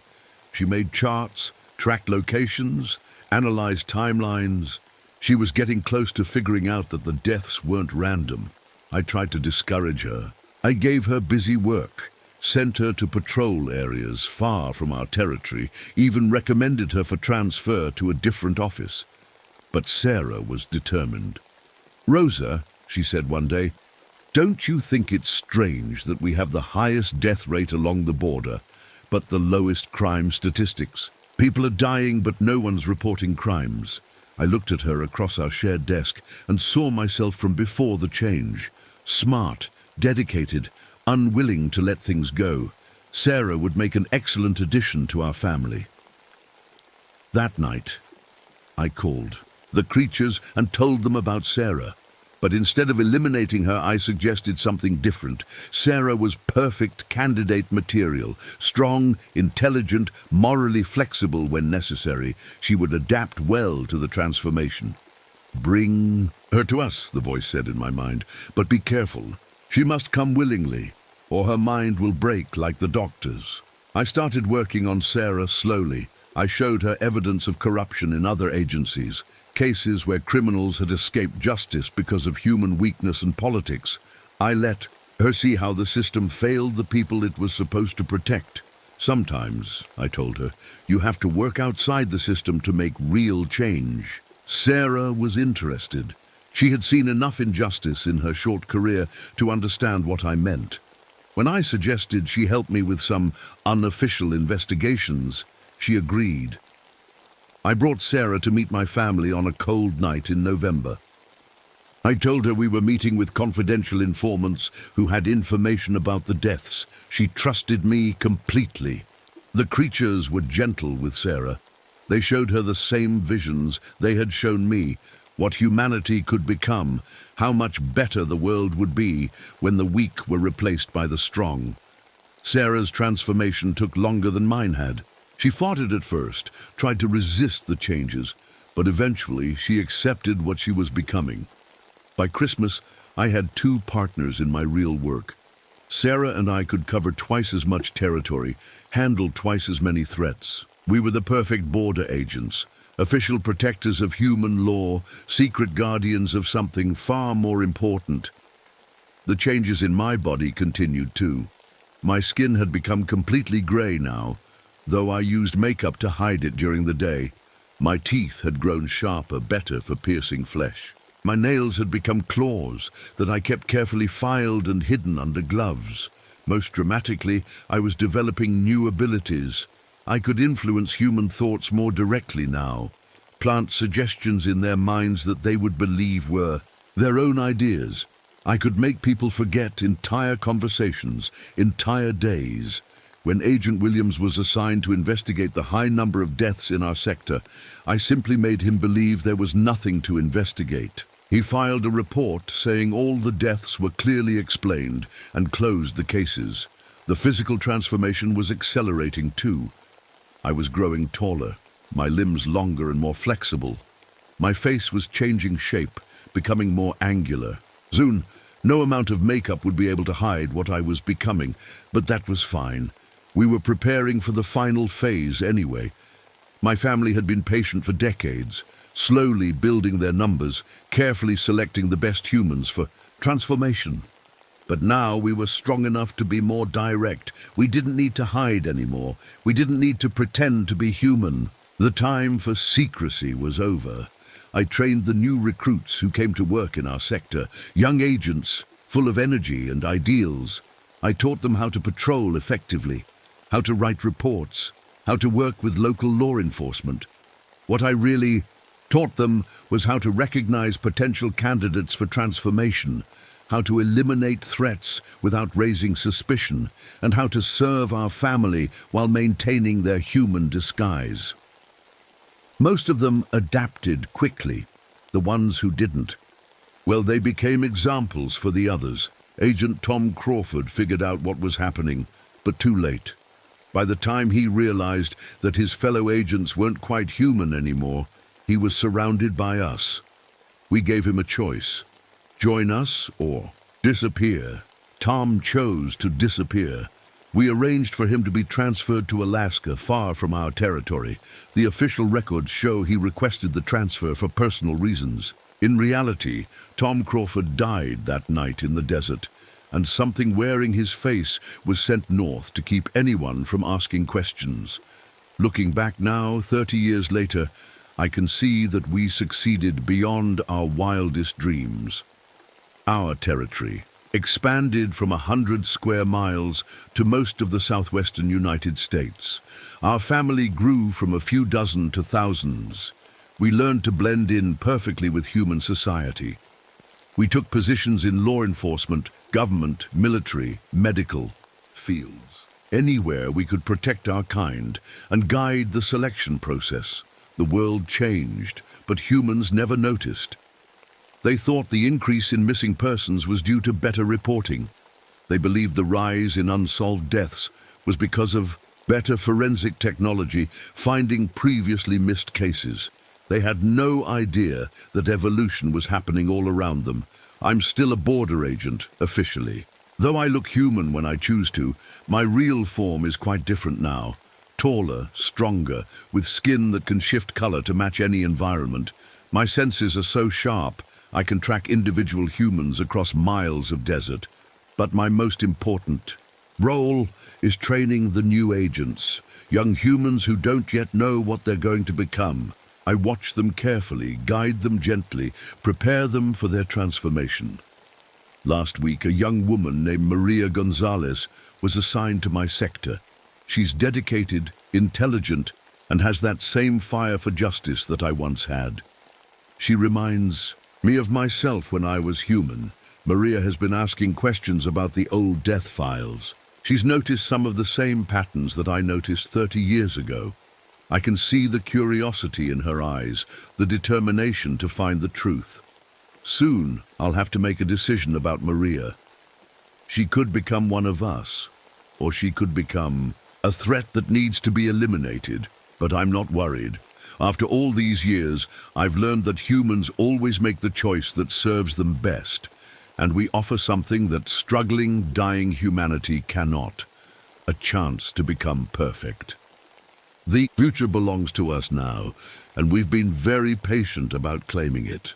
My name is Dr. Eleanor Whitmore, and I'm an anthropologist. That's just a fancy word for someone who studies how people live and behave. I'm 42 years old, and I've spent most of my life reading about strange customs and beliefs from around the world. But nothing I studied could have prepared me for what happened in those mountains. It was 1958, and I had come to the Adirondack Mountains in New York to research something terrible: cannibalism. Not the kind you see in movies, but the real thing. I wanted to understand why some isolated communities developed such dark taboos about eating human flesh. I thought I was just going to read old stories and interview some locals. I was so wrong. I reached the cabin just as the sun was coming up. The snow was everywhere, thick and white like a blanket that never ends. I had walked for hours on snowshoes, carrying my heavy backpack full of research papers and notebooks. My breath came out in white puffs, and my fingers were numb even inside. My thick gloves. That's when I saw something that should have made me turn around right then and there. In the snow leading to the cabin, there was one set of footprints, just one. But as I followed them with my eyes, they suddenly became dozens, maybe hundreds of tracks, all scattered around like a crowd of people had been dancing in the snow. But I was alone. I'd been alone the whole way up the mountain. I told myself it was probably animals, bears maybe, or deer. Mountain animals do strange things in winter, right? I pushed the thought away and unlocked the cabin door. Inside, everything looked perfect. The cabin was well stocked with canned food, dried meat, and bottled water, enough to last me weeks. The university had done a good job preparing this place. I had a radio to contact them every few days, and I'd brought extra batteries, warm clothes, and even medicine in case something went wrong. I set up my workspace at the small wooden table by the window. I spread out my research papers and opened my notebook. For the first day, everything felt normal. I read stories about the Wendigo, a creature from Native American legends that was once human but turned into a monster because it ate people. The locals said it was incredibly thin, unnaturally tall, and always hungry for human flesh. Just old stories, I thought. Myths to keep people from doing terrible things when food was scarce. That first night, I made myself a simple dinner from the canned goods: beef stew, crackers, and hot chocolate. It tasted good after the long, cold journey. I went to bed feeling safe and warm, but when I woke up the next morning, something was wrong. All the food, every single can, every piece of dried meat, everything in the refrigerator had gone bad. Not just a little bad, but completely rotten. The smell hit me like a punch in the face. It was the smell of death, of things that had been dead for weeks, but that was impossible. It was way below freezing outside. Food doesn't rot in temperatures like that, especially not overnight. I opened the windows to let the terrible smell out, but the cold air that came in felt wrong somehow. Too cold. So cold it hurt to breathe.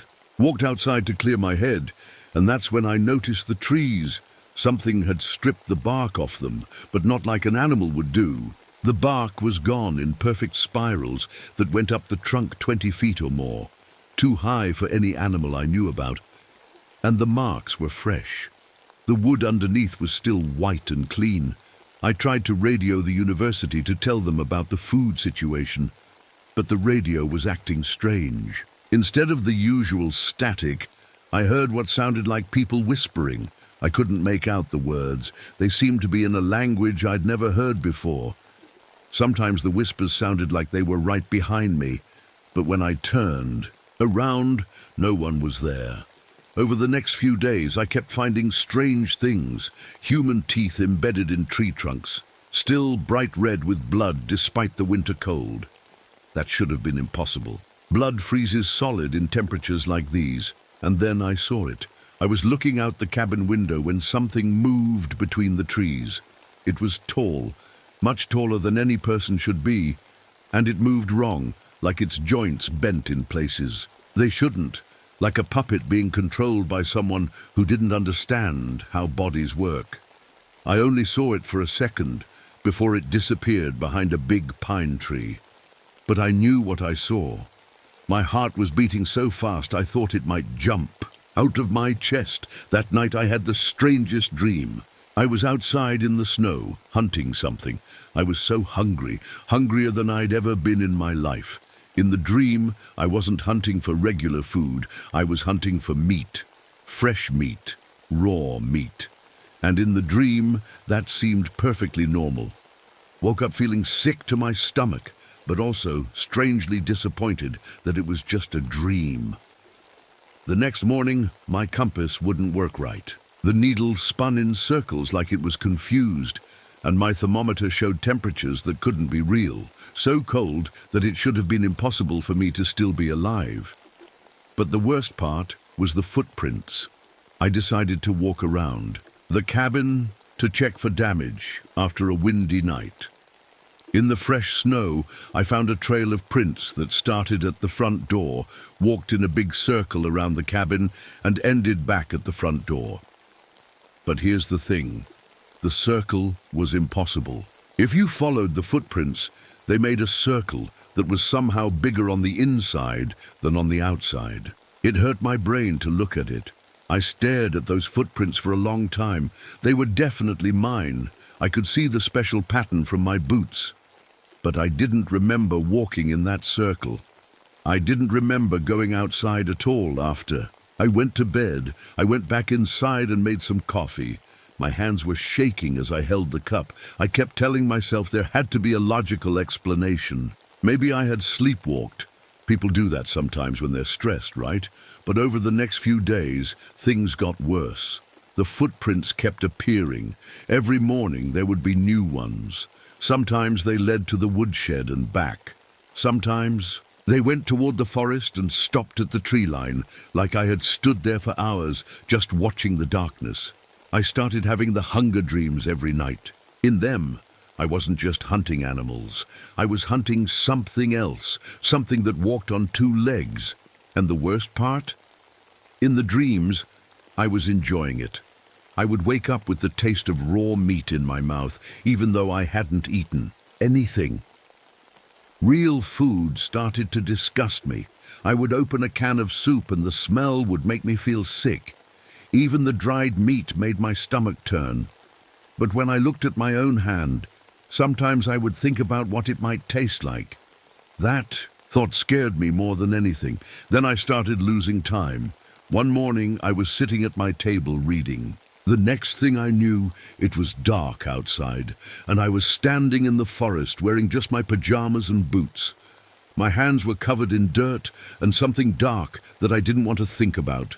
I had been hunting for hours, but I couldn't remember any of it.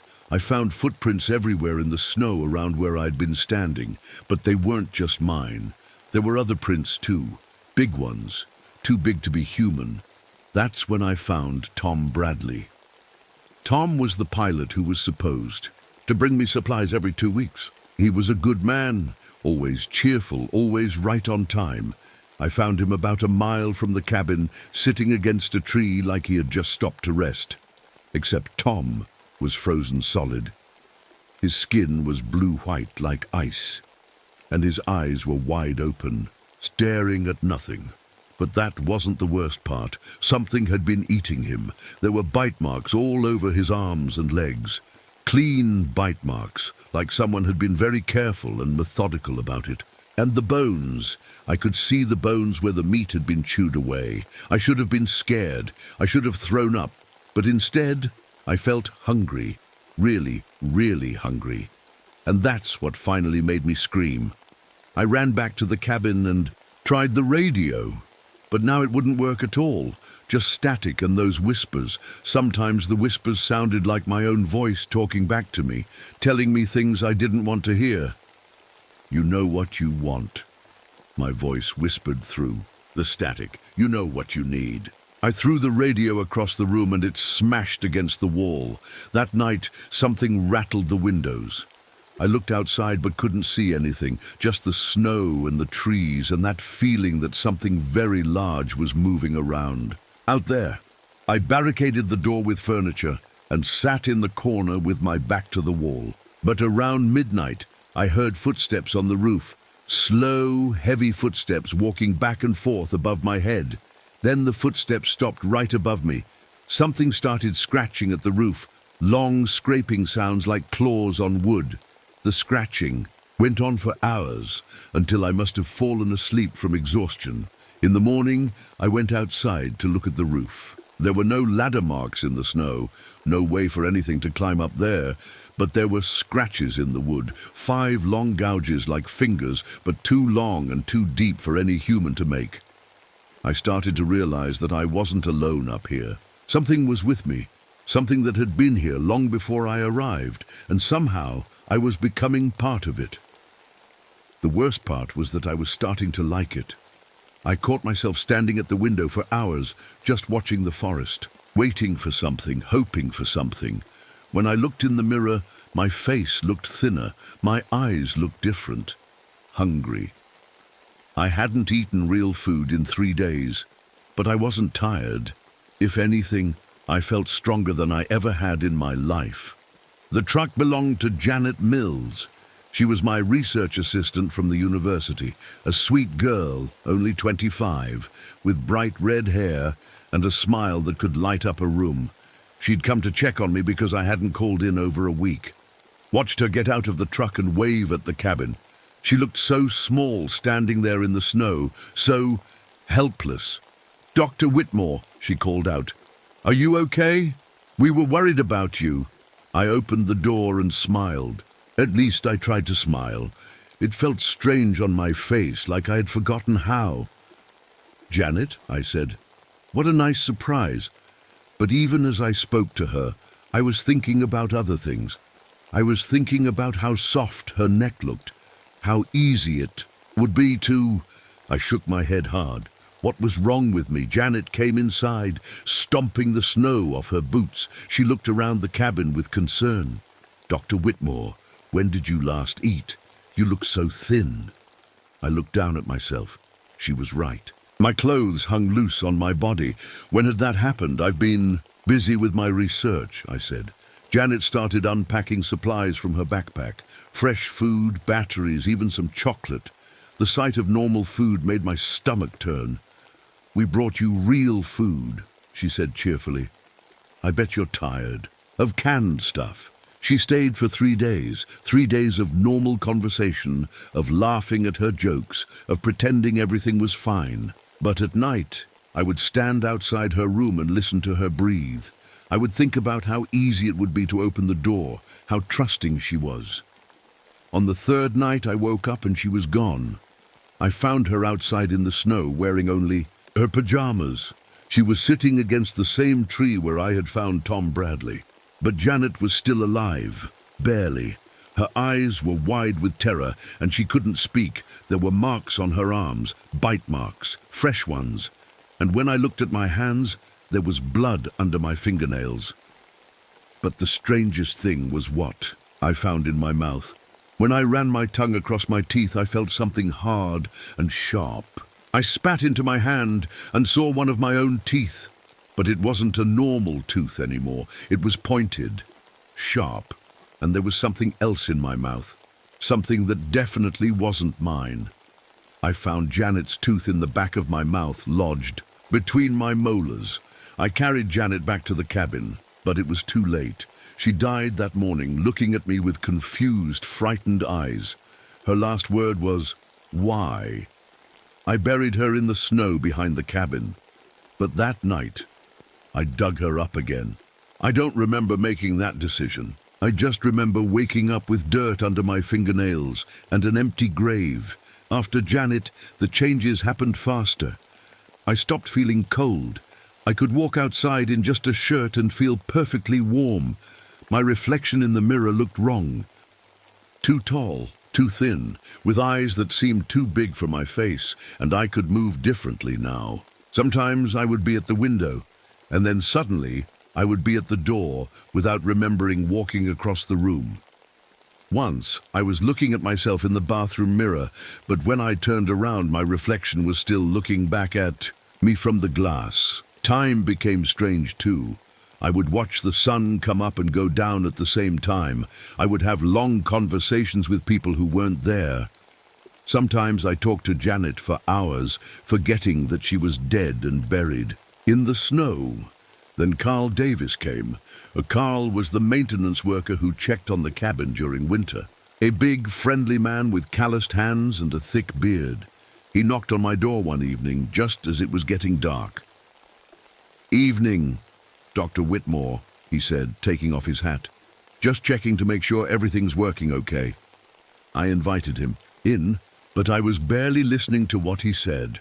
I was watching the way his throat moved when he swallowed, the way his pulse showed under his skin. I must have drugged his coffee. I don't remember doing it, but Carl fell asleep in his chair after just a few sips. When he woke up, he was hanging from the big oak tree outside the cabin. But Carl wasn't just hanging there. Something had drained all the water from his body. His skin was like leather, all dry and cracked. He looked like he had been in the desert for months instead of the snowy mountains.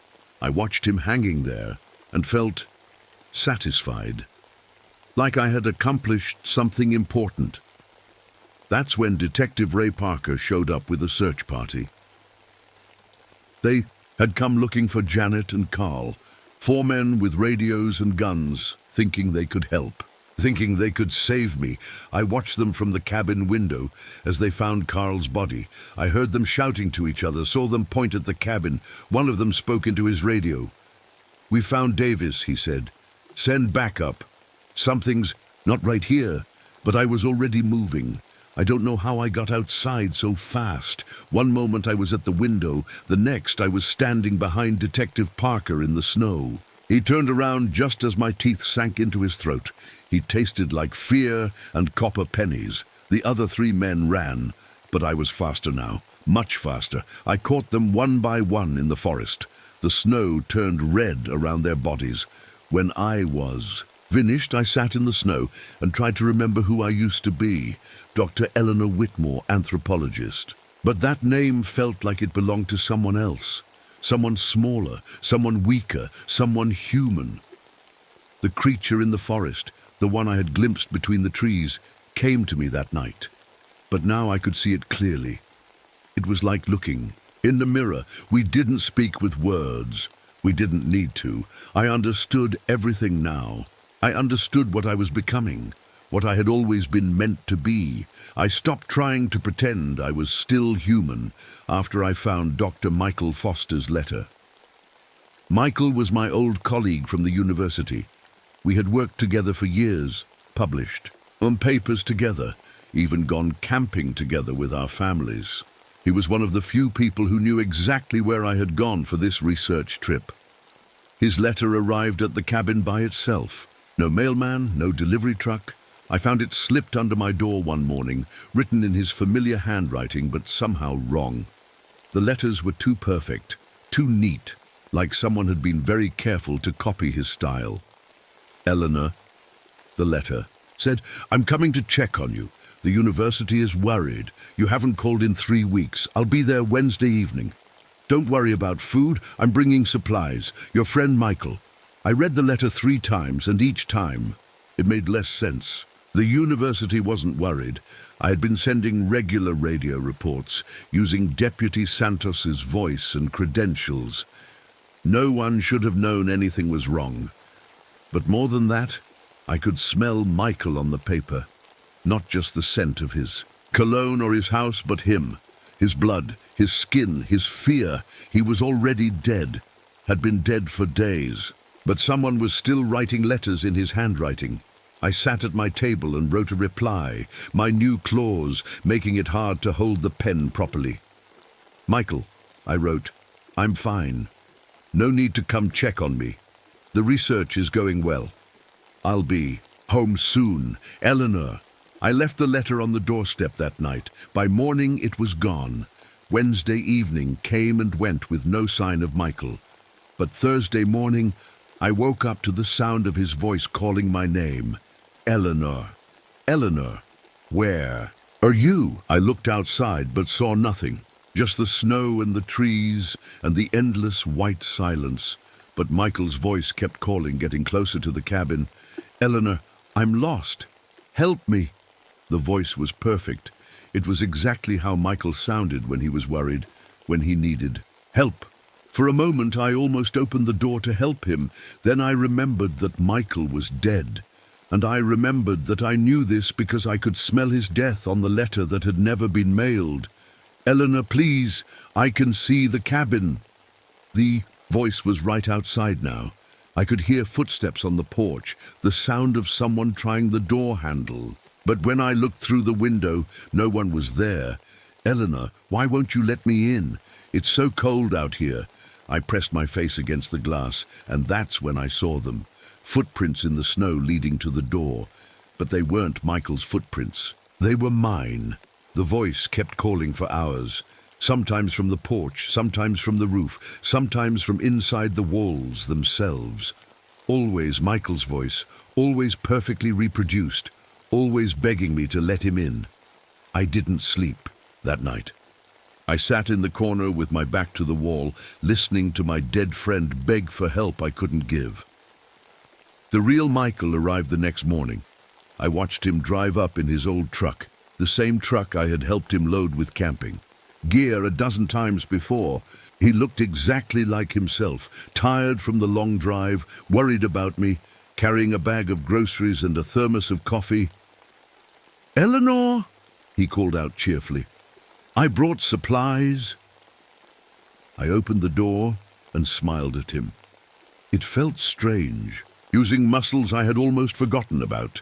Michael, what a surprise. He hugged me and I could feel how warm he was, how alive. His pulse beat against my chest like a tiny drum. His blood smelled like copper pennies and morning coffee. "Eleanor, you look..." He pulled back and studied my face. "You look thin. Are you eating enough?" I was thin. The change had burned away, everything soft about me, leaving only bone and muscle and something else, something sharp. I've been busy with my research. Michael brought his supplies inside and started making dinner like he had done on 100 camping trips.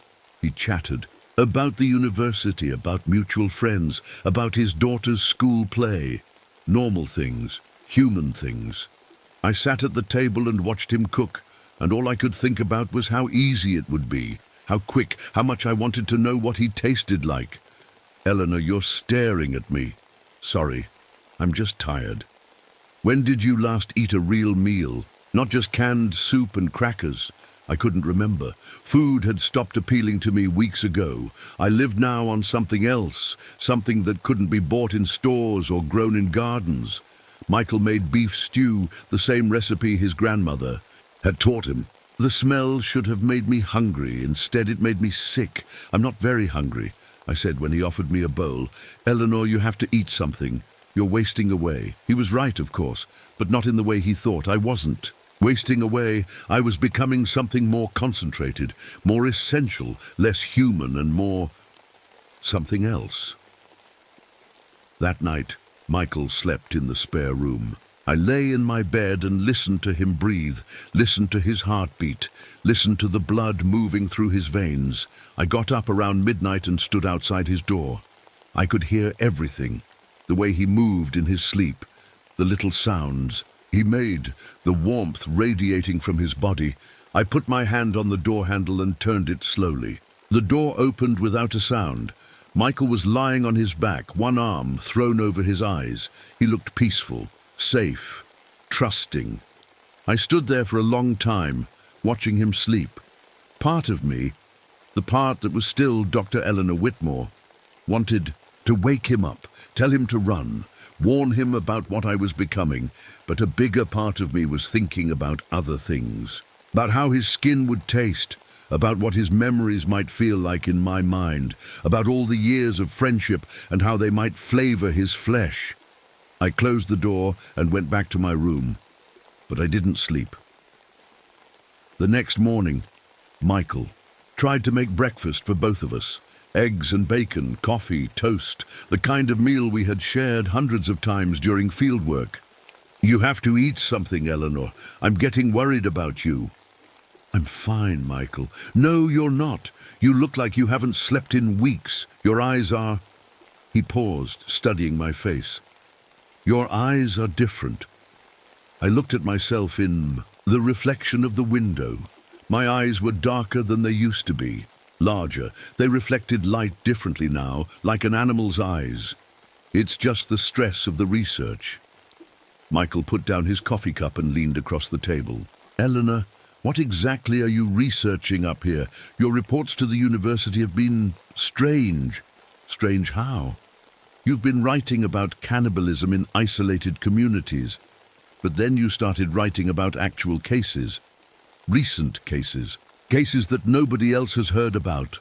I felt something cold settle in my stomach. I had been sending reports. I didn't remember sending any reports. What did I write about? "You wrote about finding evidence of ritual cannibalism in this area. Historical cases from the 1800s, but also modern cases. You wrote about finding remains."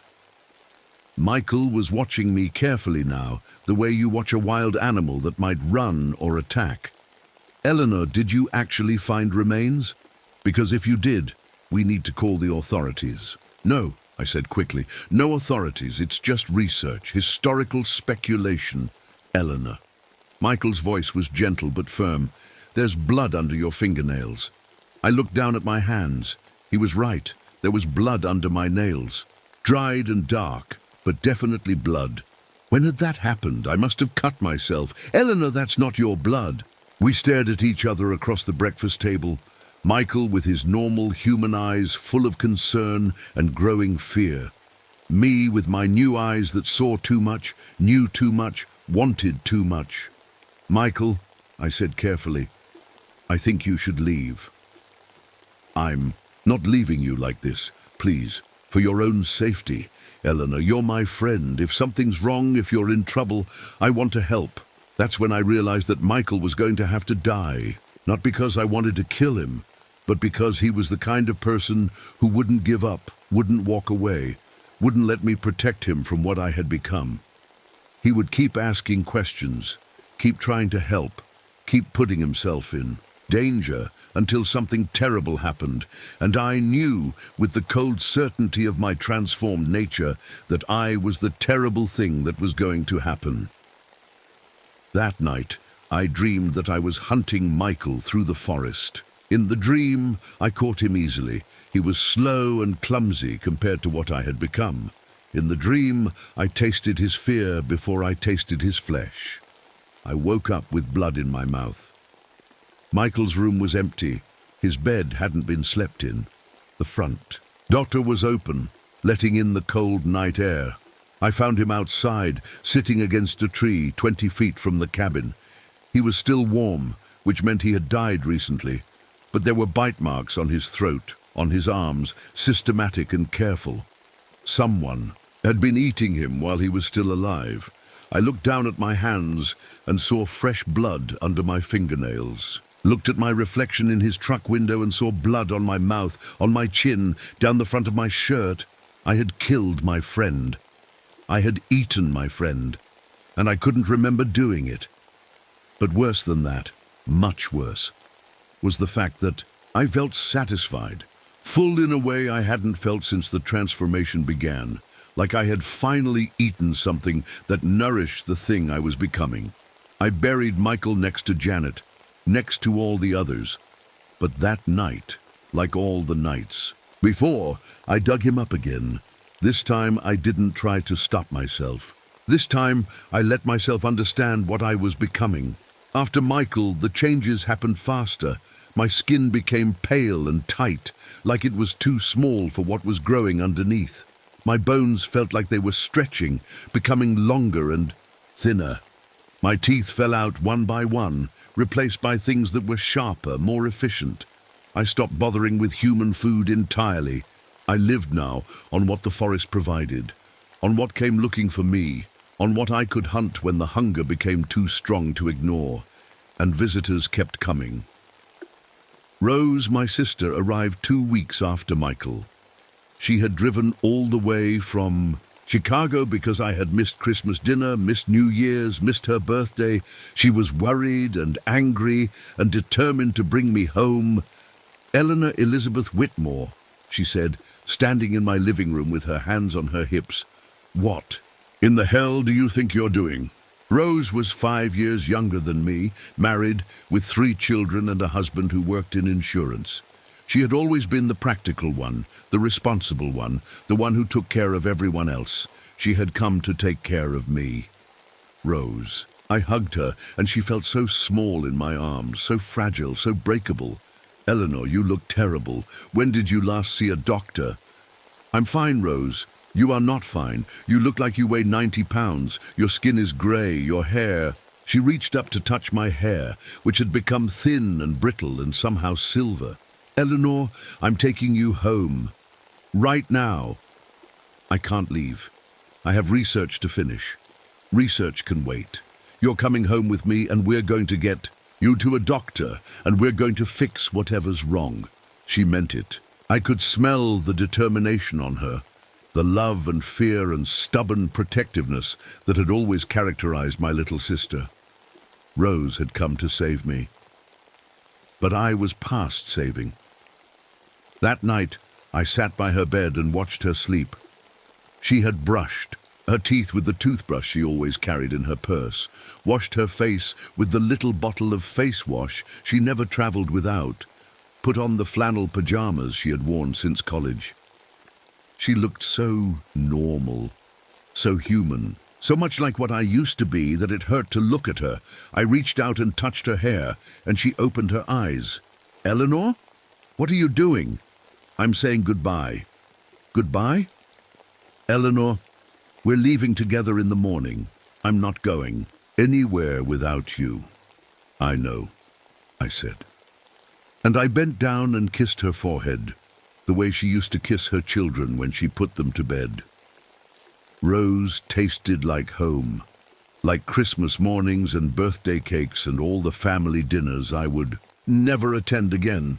She tasted like the life I had lost, the person I used to be. She tasted like love and loss and ending. After Rose, I stopped pretending to be Dr. Eleanor Whitmore. I was still me, but I was also something else, something that had been waiting inside me my whole life, waiting for the right moment to come out. The Wendigo hadn't made me into a monster. It had just shown me what I had always been. I understood everything now. The hunger, the hunting, the need to take what others had. It wasn't evil. It was natural. It was survival in its purest form. The cabin became my workshop. I learned how to use every part of what I caught, how to preserve skin so it stayed soft and flexible, how to clean bones until they were white as snow, how to arrange things so they told stories. I was becoming an artist, and my art was death.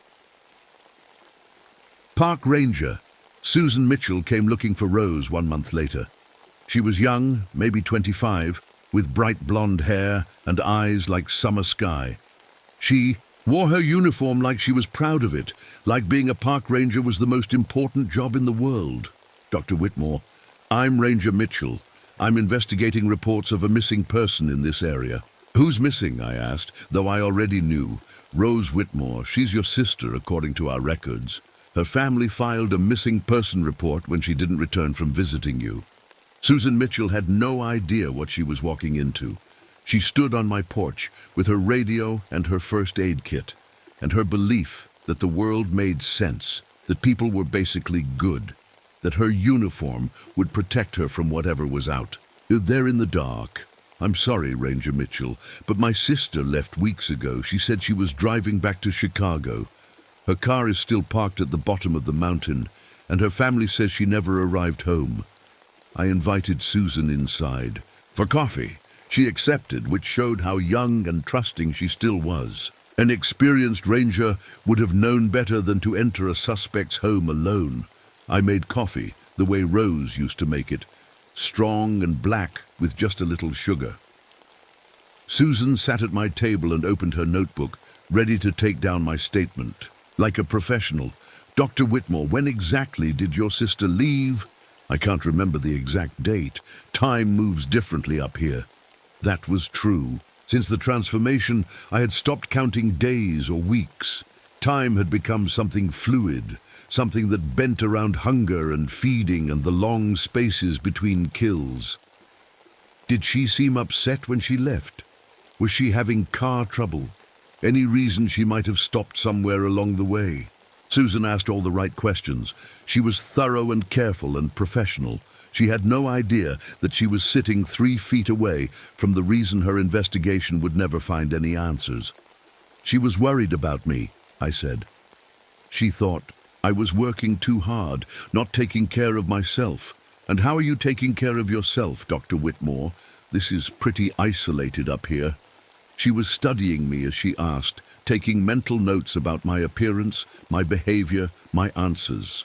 Looking for signs of stress or deception or mental instability. What she saw was a woman who looked perfectly calm and completely honest. Because I was both of those things now. Killing had become so natural to me that lying about it required no effort at all. I manage fine. I've always preferred solitude for my work. Susan stayed for 2 hours, asking questions and taking notes. She was professional but friendly. The kind of person who became a park ranger because she genuinely wanted to help people. She had no idea that helping people sometimes meant staying away from them. Before she left, Susan gave me her card. Dr. Whitmore, if you think of anything else about your sister's visit, please call me. And if you need anything, supplies, medical attention, just someone to talk to, don't hesitate to contact the ranger station. I watched her drive away in her government truck, and I felt something I hadn't experienced in months. I felt sorry for her, not because of what I was going to do to her, but because she was so young and hopeful and sure that the world could be fixed with the right forms filled out in triplicate. Susan returned 3 days later, alone and off duty. Smelled her coming long before I saw her truck. She had been thinking about me, worrying about me, losing sleep over the missing persons case that wouldn't add up correctly. Dr. Whitmore, I hope you don't mind me coming back. I brought some supplies. She held up a bag of groceries. I got to thinking about how isolated you are up here, and I thought you might appreciate some fresh fruit, maybe some real meat instead of canned stuff. She had been thinking about me, caring about me, worrying about a woman she had met once. A woman she thought might be lonely or scared or in need of help. Susan Mitchell was exactly the kind of person the world needed more of. Kind, generous, thoughtful, which made what I was going to do to her even more perfect. That's very thoughtful, Ranger Mitchell. Please call me Susan. I'm not on duty today. I invited her in again, and again she accepted. This time, though, I could smell something different about her. suspicion mixed with the kindness, interest mixed with the concern. Susan had been thinking about me for reasons that weren't entirely professional. She unpacked the groceries and started making dinner for both of us, moving around my kitchen like she belonged there. She made small talk about her job, about the cases she was working on, about how she had grown up in Colorado and always loved the mountains. Dr. Whitmore, Eleanor, can I ask you something personal? Of course. Don't you get lonely up here? I mean really lonely. It's been months since you've had regular contact with other people. I thought about that question. Was I lonely? I had been in the beginning, but loneliness was a human emotion, and I wasn't entirely human anymore. I have my work, I said. And I'm not really alone. There are others in the forest. Other researchers? Other things. I smiled at her. Susan, have you ever heard the stories about this area? The old stories? She laughed, but it sounded forced. You mean ghost stories, local legends? Stories about the Wendigo? Susan stopped laughing. Eleanor, those are just Native American folklore. Stories to keep people from getting lost in the wilderness. Are they? Or are they warnings about something real? That night, Susan slept in Rose's room. I could hear her moving around, restless and worried. She had her radio with her. I could smell the metal and electronics. She was thinking about calling for backup. Around midnight, she got up and tried to leave. I was waiting by her truck when she came outside, moving as quietly as she could through the snow. Going somewhere, Susan? She jumped, her hand going immediately to the gun on her hip. Eleanor, you scared me. I couldn't sleep.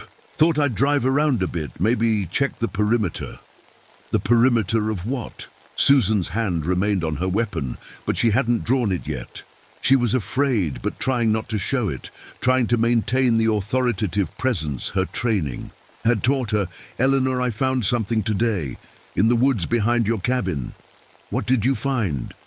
Bones, human bones, and... She swallowed hard. And other things. Things that suggest someone has been living up here who isn't normal. I felt proud that she had found my workshop. I'd been careful with it, artistic in my arrangements. It showed real skill that she had managed to locate it. Susan, what you found is very old. Archaeological remains. That's part of what I'm researching. Archaeological remains don't have fresh scratches on them. They don't have tissue still attached. Susan drew her gun, but kept it pointed down. Eleanor, who else is up here with you? No one you would recognize. Eleanor, I need you to come with me. We need to get you to a doctor, get you some help. I don't need help, Susan. Eleanor, please, I like you. I want to help you. But if there's someone else up here, someone dangerous, we need to get you somewhere safe. Susan really did want to help me. Even though she had found evidence that something horrible was happening, even though she was scared and confused and way out of her depth, she was still trying to save me. She thought I was a victim instead of a predator. Susan, I said gently, you should put the gun away. You don't want to hurt me. I don't want to hurt anyone. I just want to understand what's happening here. What's happening here is evolution. I moved faster than human eyes could follow. The gun went flying into the snow before Susan could fire. She stumbled backward, her eyes wide with shock and fear. Eleanor, what are you? I'm what people become when they stop pretending to be civilized. Susan tried to run. She made it almost 50 feet before I caught her. When I brought her down, she fought like a professional, using her training, her strength, her survival instincts. But I was stronger now, much stronger, and I had advantages that her police academy training had never prepared her to face. Susan, I said, holding her still in the snow, I want you to know that this isn't personal. You're not dying because I don't like you. You're dying because you're here and I'm hungry, and that's how nature works. Please, she whispered, please don't do this. Shh. It'll be over soon. Susan tasted like hope and youth and the kind of naive goodness that the world was always trying to destroy. She tasted like someone who had joined the park service because she wanted to protect beautiful places from people who would ruin them. She tasted like irony. After Susan, visitors came more frequently. News of missing persons had spread, and people were curious. Concerned citizens, fellow researchers, federal investigators, they all found their way to my cabin eventually. John Walker was a documentary filmmaker who wanted to make a movie about the Monument Valley mystery. He had cameras and recording equipment and theories about government cover-ups. Lisa Cooper was an environmental scientist studying the effects of climate change on mountain ecosystems. She had equipment for measuring air quality and soil composition and water purity. Each visitor brought new knowledge, new skills, new flavors. John Walker taught me about storytelling, about how to create narratives that would satisfy people's need for explanations. Lisa Cooper showed me the intricate systems that kept the mountain ecosystem functioning.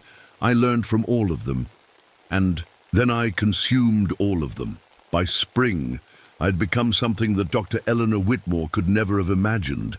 My body had elongated, my limbs had stretched, my skin had turned grey-white like old snow. I could move through the forest without sound, could see in complete darkness, could track prey by scent alone. I was no longer bound by human limitations or human morality. I had become something older, something more honest about what survival really meant. But the most important change wasn't physical, it was intellectual. I had retained my scientific mind, my ability to analyze and understand and learn. I combined human intelligence with predatory instincts in ways that made me far more effective than the original Wendigo had ever been. I could think like my prey, because I had once been like them. I could anticipate their actions, understand their motivations, predict their responses to fear. I had become the perfect hunter, and I had a plan. The mountain was mine now, but it was also isolated, limited. The prey that came to me was random and occasional. I needed to expand my hunting grounds, find ways to bring prey to me more efficiently. I needed to go back into the human world. During my months of transformation, I had been studying the visitors who came to my mountain, analyzing their clothing, their equipment, their identification, learning how they moved through the world, what documents they carried, what authority they claimed. I could become any of them. Dr. Eleanor Whitmore was officially dead, missing, and presumed dead in a hiking accident in the mountains. But Ranger Susan Mitchell had filed reports before her disappearance. Deputy Maria Santos had an active caseload. Agent John Clearwater had federal credentials that opened many doors. Could be all of them now. I had their memories, their mannerisms, their knowledge of how to move through human society without arousing suspicion. All I needed was a reason to leave the mountain. And then I found one. Among Lisa Cooper's belongings, I discovered correspondence with other environmental scientists working at remote research stations across the country. Isolated locations where dedicated researchers worked alone or in small groups far from help, surrounded by wilderness, perfect hunting grounds. I spent the summer preparing. I studied the identities I had collected, practiced their voices and mannerisms, created documentation that would let me travel freely. I learned to control my transformed appearance well enough to pass for human in casual encounters. Most importantly, I learned to think like a bureaucrat. The modern world ran on paperwork and protocols, and I now understood those systems well enough to manipulate them. By autumn, I was ready. Dr. Eleanor Whitmore walked out of the mountains carrying her research notes and a story about discovering important archaeological evidence that required further study at remote locations. She had lost weight during her isolation, her colleagues noted. She seemed more focused, more intense, but her work was brilliant, groundbreaking, worthy of immediate funding. The university gave her a research grant. The government provided permits, environmental organizations offered support. No one suspected that Dr. Eleanor Whitmore was hunting them. Over the following months, I visited research stations in Montana, Wyoming, Colorado, and New Mexico. Each location was perfect. Isolated, understaffed, filled with people who were passionate about their work and trusting of other researchers. Each location became a feeding ground. I was careful never to take everyone at once. I left enough survivors to file reports, to create stories that explained the disappearances, equipment failures, weather emergencies, animal attacks. There were always reasonable explanations for why people went missing in dangerous wilderness areas, and I was learning so much. Each researcher I consumed added to my knowledge base. Biologists taught me about ecosystem management. Geologists showed me the deep structures of the earth. Climatologists explained the vast systems that controlled weather and environment. I was becoming something unprecedented, a creature that combined ancient hunting instincts with modern scientific understanding. But knowledge brought responsibility. As I moved through the human world, I began to understand how fragile their civilization really was, how close they always were to collapse, to chaos, to the kind of hunger that had transformed me. Most humans were barely contained predators. They killed each other constantly for resources, for territory, for ideas. They destroyed their environment for temporary gain. They created weapons that could end their entire species. They needed guidance, management, control. They needed someone like me. I began selecting my prey more carefully. Instead of simply feeding, I started recruiting. Scientists who could be useful to larger purposes. Researchers who had access to important information or valuable resources. I gave them the same choice the original Wendigo had given me. Transform and join something greater, or remain human and become food for those who had evolved beyond humanity. Most chose transformation. Within 2 years, I had established a network of transformed researchers at isolated stations across the western United States. Each one served as both hunter and recruiter, expanding our numbers while maintaining the fiction that they were normal human scientists. We began to influence policy, funding decisions that directed resources toward our locations, research projects that kept humans away from areas we wanted to control, environmental protection laws that gave us legal justification for limiting access to our territories. The human world was vast and complex, but it was also predictable.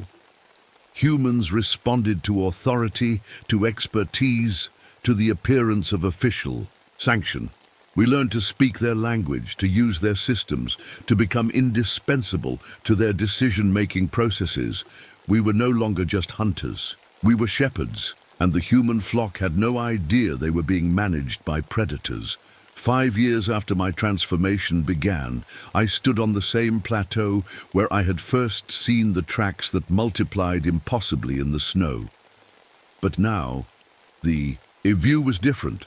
The mountain was no longer empty wilderness. It was the center of a vast network that stretched across multiple states, connected by transformed beings who looked human, but thought like something far older and hungrier.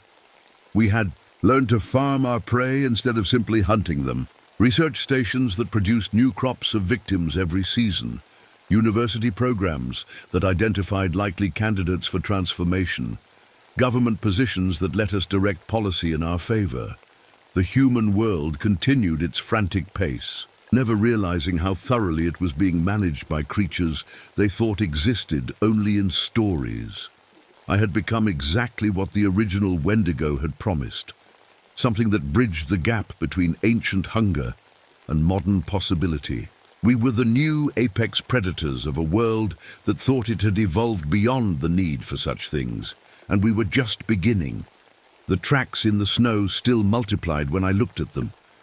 But now I understood what they meant. They weren't signs of confusion or supernatural impossibility. They were signs of potential. Of all the paths that could be chosen, all the futures that could be created. I had chosen mine. I had become the hunger that walks among them, wearing their faces, speaking their language, guiding their civilization toward purposes they could never understand. Dr. Eleanor Whitmore had come to the mountains to study cannibalism in isolated communities. She had succeeded beyond her wildest dreams. My name is Dr. Amanda Pierce, and I wish I'd never heard of the Bridgewater Triangle. I'm 38 years old, and I study things that science can't explain. That's what got me into trouble. It all started 3 weeks ago when my boss at the university called me into his office. He had a map spread across his desk showing a triangular area in southeastern Massachusetts. "Amanda, we're getting strange readings from this place," he said, pointing to the triangle. "Electromagnetic equipment goes crazy there. The physics department wants you to investigate." I looked at the map. Freetown State Forest was right in the middle, along with parts of Bridgewater, Rehoboth, and Abington. It didn't look scary on paper. "What kind of readings?" I asked. "Magnetic fields that shouldn't exist. Compass needles spinning wildly, radio signals from nowhere." He handed me a thick folder. "There's more. People have been reporting weird things for hundreds of years." I drove up there on a cold October morning. The first thing I noticed was how quiet everything was. No birds singing, no insects buzzing. Just silence that made my ears ring. I parked at the edge of Freetown State Forest and grabbed my equipment: electronic magnetometer, GPS tracker, digital camera, voice recorder. Everything was working fine until I crossed into the forest. Then it all went crazy. My magnetometer started beeping like mad. The GPS said I was in 3 different places at once. My camera kept taking pictures by itself, showing nothing but empty trees. I walked deeper into the woods and found something that made my skin crawl. Stone circles, old ones. They looked like they'd been there forever, covered in moss and surrounded by dead leaves that never seemed to rot. I counted 7 circles in all, each about 10 feet across. The stones were arranged perfectly, like someone had used a ruler and compass, but who could have built them? And why? I set up my camera to record and started taking readings. That's when I heard the first stories. An old man named Charlie walked his dog past my campsite every evening. He was friendly enough, but his eyes got dark when I mentioned the stone circles. "You don't want to mess with those," he said, his dog whining and pulling at the leash.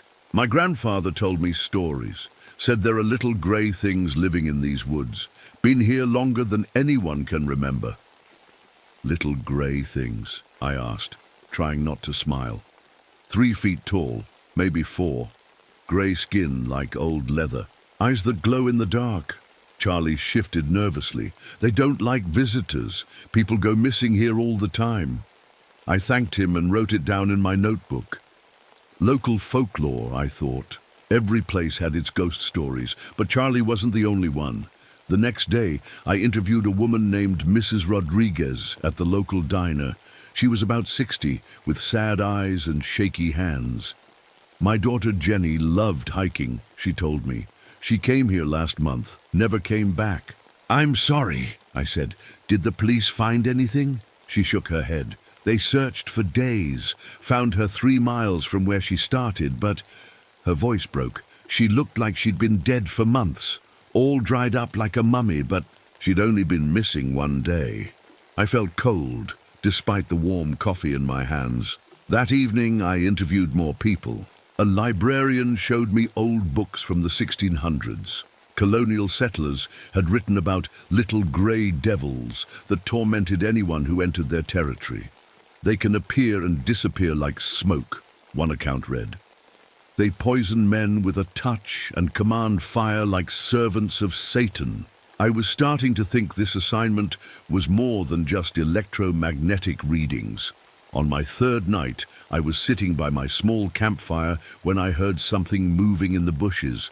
Not an animal. The footsteps were too deliberate, too careful.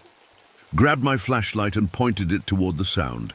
That's when I saw it, 3 feet tall, just like Charlie had said. Grey skin that looked rough and old, And its eyes, they glowed with a pale blue light that made my stomach turn. We stared at each other for maybe 5 seconds. Then it smiled, showing teeth like broken glass, and vanished. Not ran away. Vanished. Like it had never been there at all. I sat by that fire until dawn, my hands shaking so badly I could barely hold my coffee cup. The next morning, I tried to tell myself it was a hallucination. Stress from work, too much caffeine. But when I checked my equipment, I found something that changed everything. My motion-activated camera had recorded the whole thing, but the creature wasn't in the video. The footage showed me pointing my flashlight at empty woods, talking to nothing. Yet I knew what I'd seen. I called my boss and tried to explain, but the phone kept cutting out. Static filled the line every time I mentioned the creature. Finally, I gave up and decided to stay another week. I needed answers.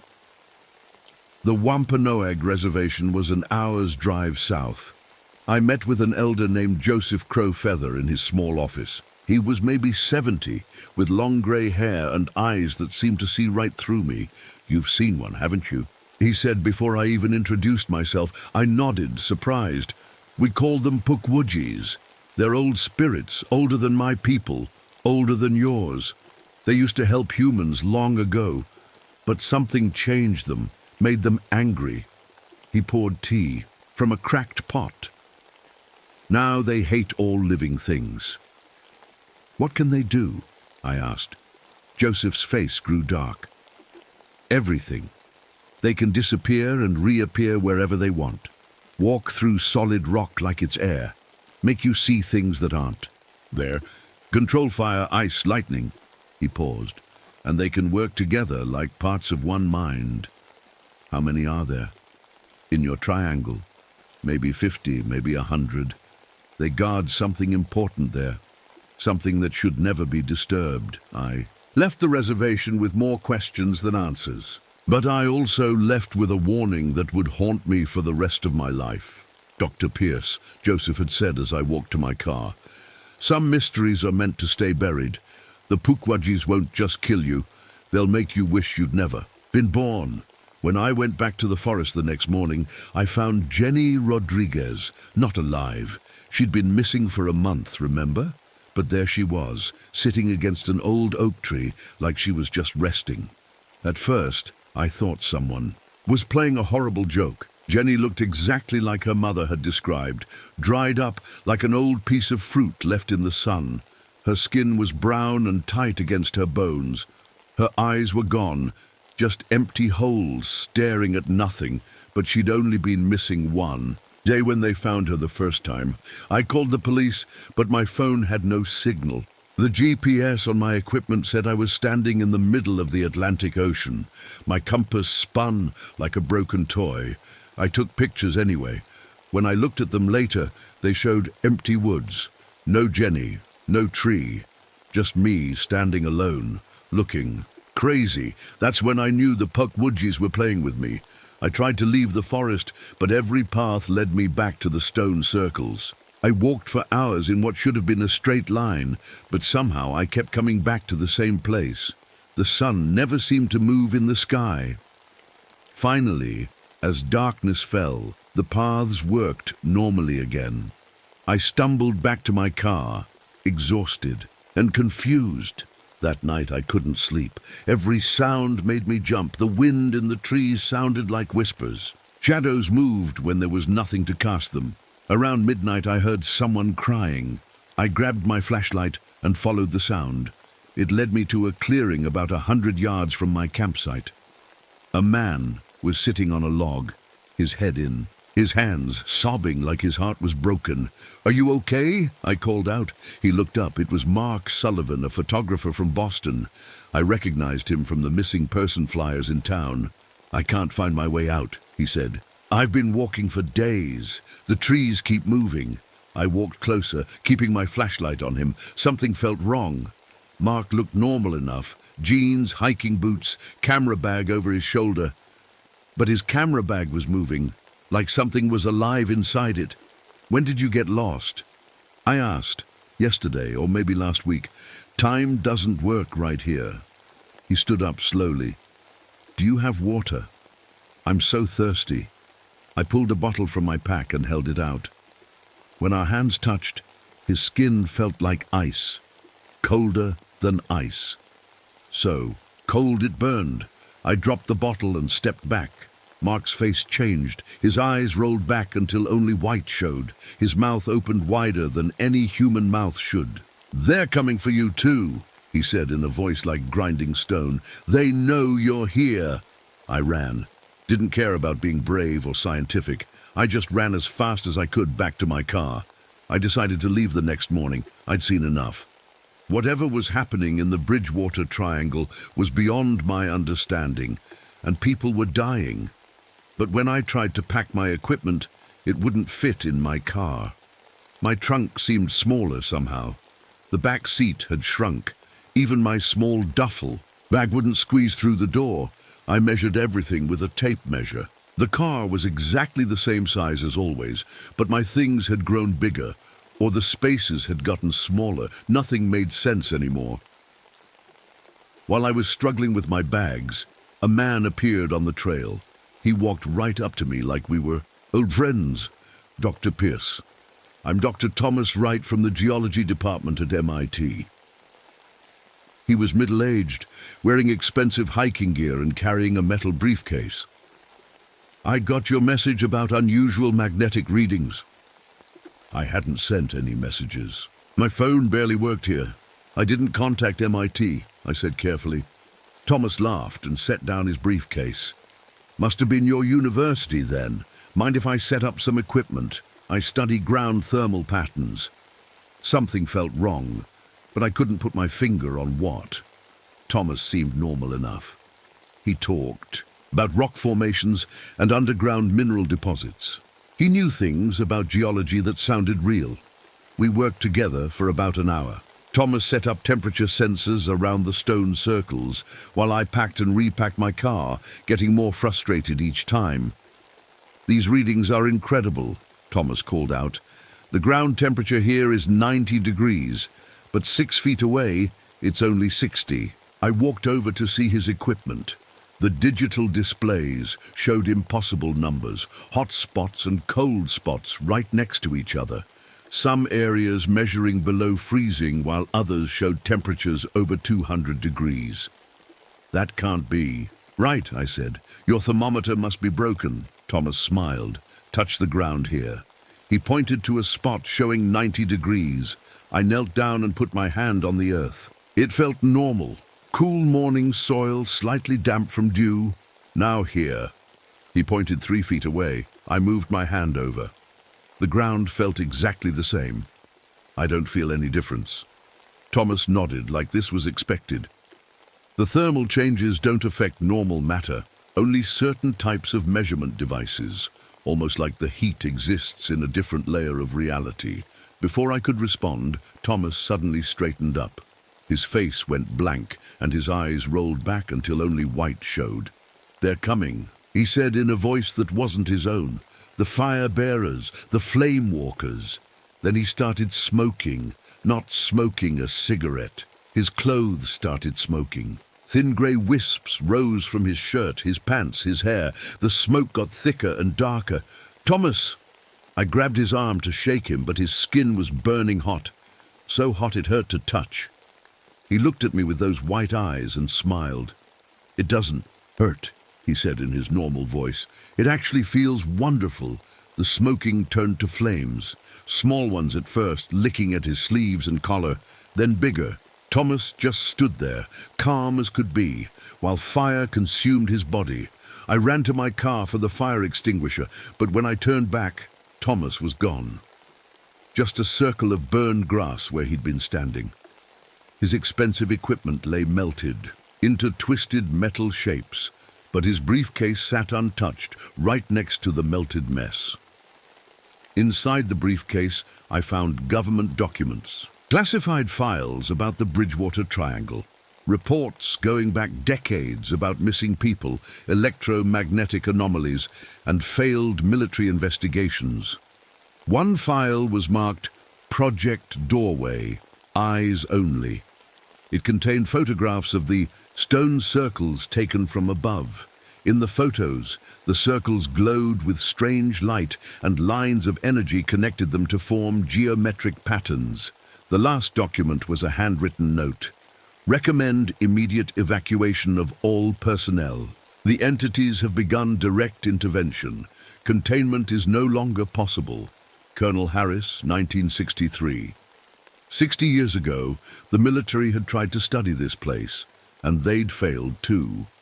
I heard a car approaching and quickly stuffed the files. Into my bag. A police cruiser pulled up and Officer Carol Martinez got out. I recognized her from town.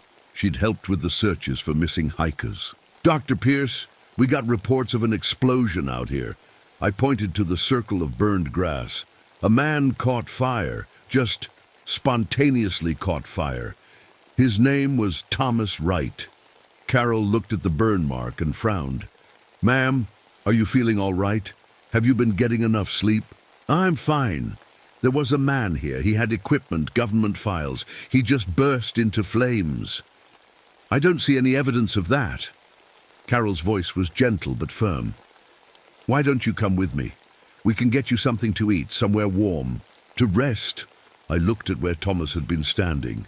The burned circle was gone. The grass was green and normal. Even the melted equipment had vanished. It was right here, I insisted.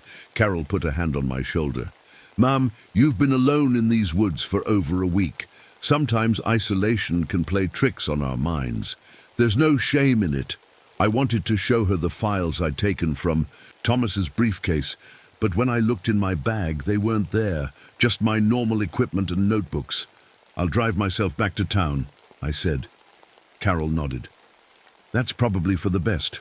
Maybe consider heading home. These woods aren't healthy for people to spend too much time in. After she left, I sat in my car and tried to think. Was I losing my mind? Were the Pukwudgies making me see things that weren't there? I decided to drive into town and find other people. Real people. Maybe some human contact would help me figure out what was real and what wasn't. But as I drove through the center of Bridgewater, something was wrong. The streets were completely empty. No cars, no people. The shops were open, but nobody was inside them. I parked and walked into the coffee shop where I'd met Ellen Hayes. The door was unlocked, lights were on, and fresh coffee was brewing. But the place was deserted. Hello? I called out. Is anyone here? No answer. I walked behind the counter and checked the back room. Nothing. No signs of struggle or hurried departure. Like everyone had just vanished in the middle of their day. The cash register was open, with money still in it. Half-finished coffee cups sat on tables, still warm. Someone's purse hung on a chair, contents spilled out like they'd been searching. For something quickly, I went to 3 more shops. Same thing. Empty but not abandoned. Like the whole town had disappeared in the middle of a normal Tuesday afternoon. My phone finally got a signal, so I called my university. The call went through, but the person who answered didn't sound like anyone I knew. Dr. Pierce, the voice said before I could introduce myself. You need to come home now. Your research is complete. Who is this? How do you know my name? Your research is complete. The voice repeated exactly the same way. Come home now. The line went dead. I drove back toward the forest but took a wrong turn somewhere. Or maybe the roads changed. I ended up at a small cemetery I'd never seen before. Old gravestones covered with moss, some so weathered I couldn't read the names. As I walked through the cemetery, I noticed something strange. Many of the graves had fresh flowers on them. Roses, lilies, daisies. But the flowers looked wrong. Too bright, too perfect, like plastic flowers, but they felt real when I touched them. I found a grave with my name on it. Dr. Amanda Pierceborn, 1985, died, 2023. She asked too many questions. The date of death was tomorrow. I ran back to my car and tried to leave, but every road led back to the cemetery. No matter which direction I drove, I always ended up at the same place. Night was falling, and I was trapped in a loop that made no sense. Finally, I gave up and camped in my car in the cemetery parking lot. I figured if I was going crazy at least I'd be crazy in a place I could see all around me. That's when the children appeared. Not ghost children, living children. About a dozen of them, ranging from maybe 5 to 12 years old. They were dressed in old-fashioned clothes, like they'd stepped out of a historical photograph. They didn't seem threatening. They played games around the gravestones, laughing and running like normal kids. But their laughter sounded strange, too high-pitched, like the sound was coming from far away. One girl with long blonde hair approached my car. She knocked politely on the window. I rolled it down an inch. "Are you lost, sweetheart?" She smiled, showing too many teeth. "We're not lost. We live here. Now, do you want to play with us? Where are your parents? They're sleeping." She pointed to the graves. "They'll wake up soon. You can sleep too if you want. It's nice and quiet underground." I rolled the window back up quickly. The girl pressed her face against the glass, still smiling. Her breath fogged the window from the outside, even though it was a warm night. More children gathered around my car. They started singing songs I didn't recognize, nursery rhymes with words that didn't quite make sense. "Ring around the rosy, pocket full of stones, ashes, ashes, we all fall down, and never get up again." They sang for hours, even when I covered my ears. I could still hear their voices. When dawn finally came, they faded away like morning mist. But they left something behind. Toys scattered around my car. Old toys, a wooden doll with no face, a ball made of something that looked like skin, building blocks carved with symbols that hurt to look at, and written in the condensation on my windshield, "Come play with us." Forever, I finally understood what Joseph Crow Feather had meant. The Pukwudgies didn't just kill people. They collected them, kept them in some horrible in-between state, neither alive nor dead. I drove back to the forest in a daze. The children's song kept playing in my head over and over. I couldn't shake the image of my own gravestone. When I got to my campsite, someone was waiting for me. A man in his 40s with graying hair and kind eyes. He was sitting on a folding chair next to a small tent, like he'd been camping there for days. "Dr. Pierce, I'm Dr. Michael Brennan from Yale. I study folklore and mythology." He stood up and offered his hand. "I've been following your research." I shook his hand cautiously. After everything I'd seen, I didn't trust anyone anymore. "How did you know where to find me?" Michael smiled sadly. "I've been studying the Bridgewater Triangle for 15 years. I know all the camping spots." He gestured to a thick notebook on his camp table. "I have theories about what's happening here." Against my better judgment, I sat down. Michael made coffee over a small camp stove and started talking. "The Pukwudgies aren't what people think they are," he said. "They're not spirits or demons.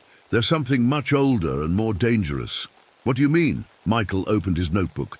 It was full of drawings, maps, and newspaper clippings. "Every culture has stories about little people, leprechauns, gnomes, brownies, but they all describe the same basic creatures. Small, grey, powerful, and hostile to humans." He showed me a map with red dots scattered across it. "Look at this. Every place in the world with little people legends has the same things. Stone circles, electromagnetic disturbances, missing people, time anomalies. So you think the Pukwudgies are not from here?" Michael's voice dropped to a whisper. "I think they're from somewhere else entirely, and I think the stone circles are doorways." A chill ran down my spine. Doorways to where? Before Michael could answer, the temperature around us dropped. 30 degrees in seconds. Our breath started showing in the suddenly cold air. The coffee in our cups froze solid. "They know I'm telling you," Michael said quietly. "They don't like it when people understand too much." The cold got worse. Ice began forming on the trees around us. The ground under our feet cracked like it was freezing solid. "We should go," I said, standing up. But Michael didn't move. He was staring at something behind me. His face had gone completely white. I turned around slowly. There were dozens of them, Pukwudgies, standing in a circle around our campsite. Some were on the ground, others in the trees. A few seemed to be floating in mid-air. All of them had those terrible glowing eyes, but the worst part was how they moved. They moved together, like they were all parts of the same creature. When one tilted its head, they all tilted their heads. When one took a step forward, they all took a step forward. "Dr. Brennan," one of them spoke in a voice like ice cracking, "you know too much." Michael stood up slowly, his notebook clutched to his chest. "I've spent my whole life studying you. I know what you're protecting." "Do you?" All the Pukwudgies spoke at once, their voices creating a horrible chorus. "Do you really understand?" "You're guards," Michael said. "Sentries. You're keeping something locked away."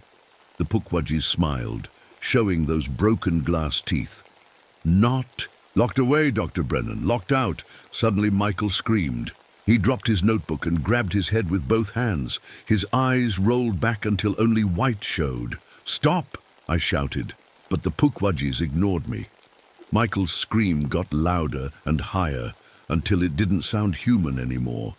Blood began running from his nose and ears. He fell to his knees, still screaming. Then his head just came apart, like an invisible hand had reached inside his skull and scrambled everything. Blood and worse things splattered across his tent and belongings.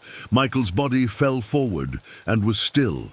I stood there in shock, unable to move or speak. The Pukwudgies turned their attention to me. "Dr. Pierce," they said in unison, "you have been chosen." "Chosen for what?" "To understand, to see the truth, to help us." One of the Pukwudgies stepped forward. As it walked, its shape changed. It grew taller, its grey skin becoming pink and smooth. By the time it reached me, it looked exactly like Michael had moments before. "We are not what you think we are," said in Michael's voice. "We are not individuals. We are one mind in many bodies." More Pukwudgies began changing. They turned into people I recognized. Jenny Rodriguez, Mark Sullivan, Ellen Hayes, Thomas Wright, all the people who had died in the Triangle. "They're not dead," the Michael Pukwudgie explained. "They're part of us now. We absorbed their memories, their knowledge, their personalities. In a way, they live on." "That's horrible," I whispered. "Is it?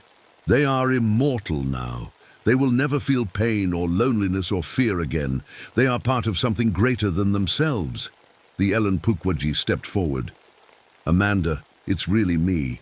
I'm still here, inside this collective consciousness. It's beautiful. You can't imagine how beautiful it is. You're not Ellen. Ellen is dead." "I have all her memories," the creature insisted. "Her thoughts, her feelings, her love for her family. How am I different from the original?" I couldn't answer that. The philosophical implications made my head hurt. "Why are you showing me this?" I asked. "Because you're special, Dr. Pierce," the Michael Pukwudgie said. "You're not like the others. You have the right kind of mind, the kind that can handle the truth." The circle of Pukwudgies began moving closer. As they did, the air around me started shimmering like heat waves. Reality seemed to bend and twist. "Look around you," they said. "Really look." I looked and the world changed. We weren't in a forest anymore. We were standing in a vast underground chamber carved from black stone. The walls were covered in carvings that hurt to look at, symbols and patterns that seemed to move when I wasn't looking directly at them. In the center of the chamber was something that made my mind reel. It looked like a doorway, but the opening didn't lead anywhere. It was just a hole in the air itself, perfectly round, about 10 feet across. Through the hole, I could see stars. But not our stars. These were arranged in patterns I didn't recognize, and some of them were colors that shouldn't exist. "This is what we guard," the Pukwudgies explained. "A gateway between worlds. It has been here for thousands of years, long before humans walked this earth. What's on the other side? Things that would destroy your world if they came through. We were created to keep them out, to be eternal guardians." I walked closer to the gateway. The air around it felt electric, like standing too close to a lightning rod during a storm. I could hear something on the other side, sounds like voices, but speaking no language I could understand. But guarding the gateway is lonely work. The Pukwudgies continued. We need help. Humans who can think like us, who can understand the importance of our mission. You want me to become like you. We want you to choose. Join us willingly, and you'll keep your individuality while gaining our collective knowledge. Resist, and you'll end up like Dr. Brennan.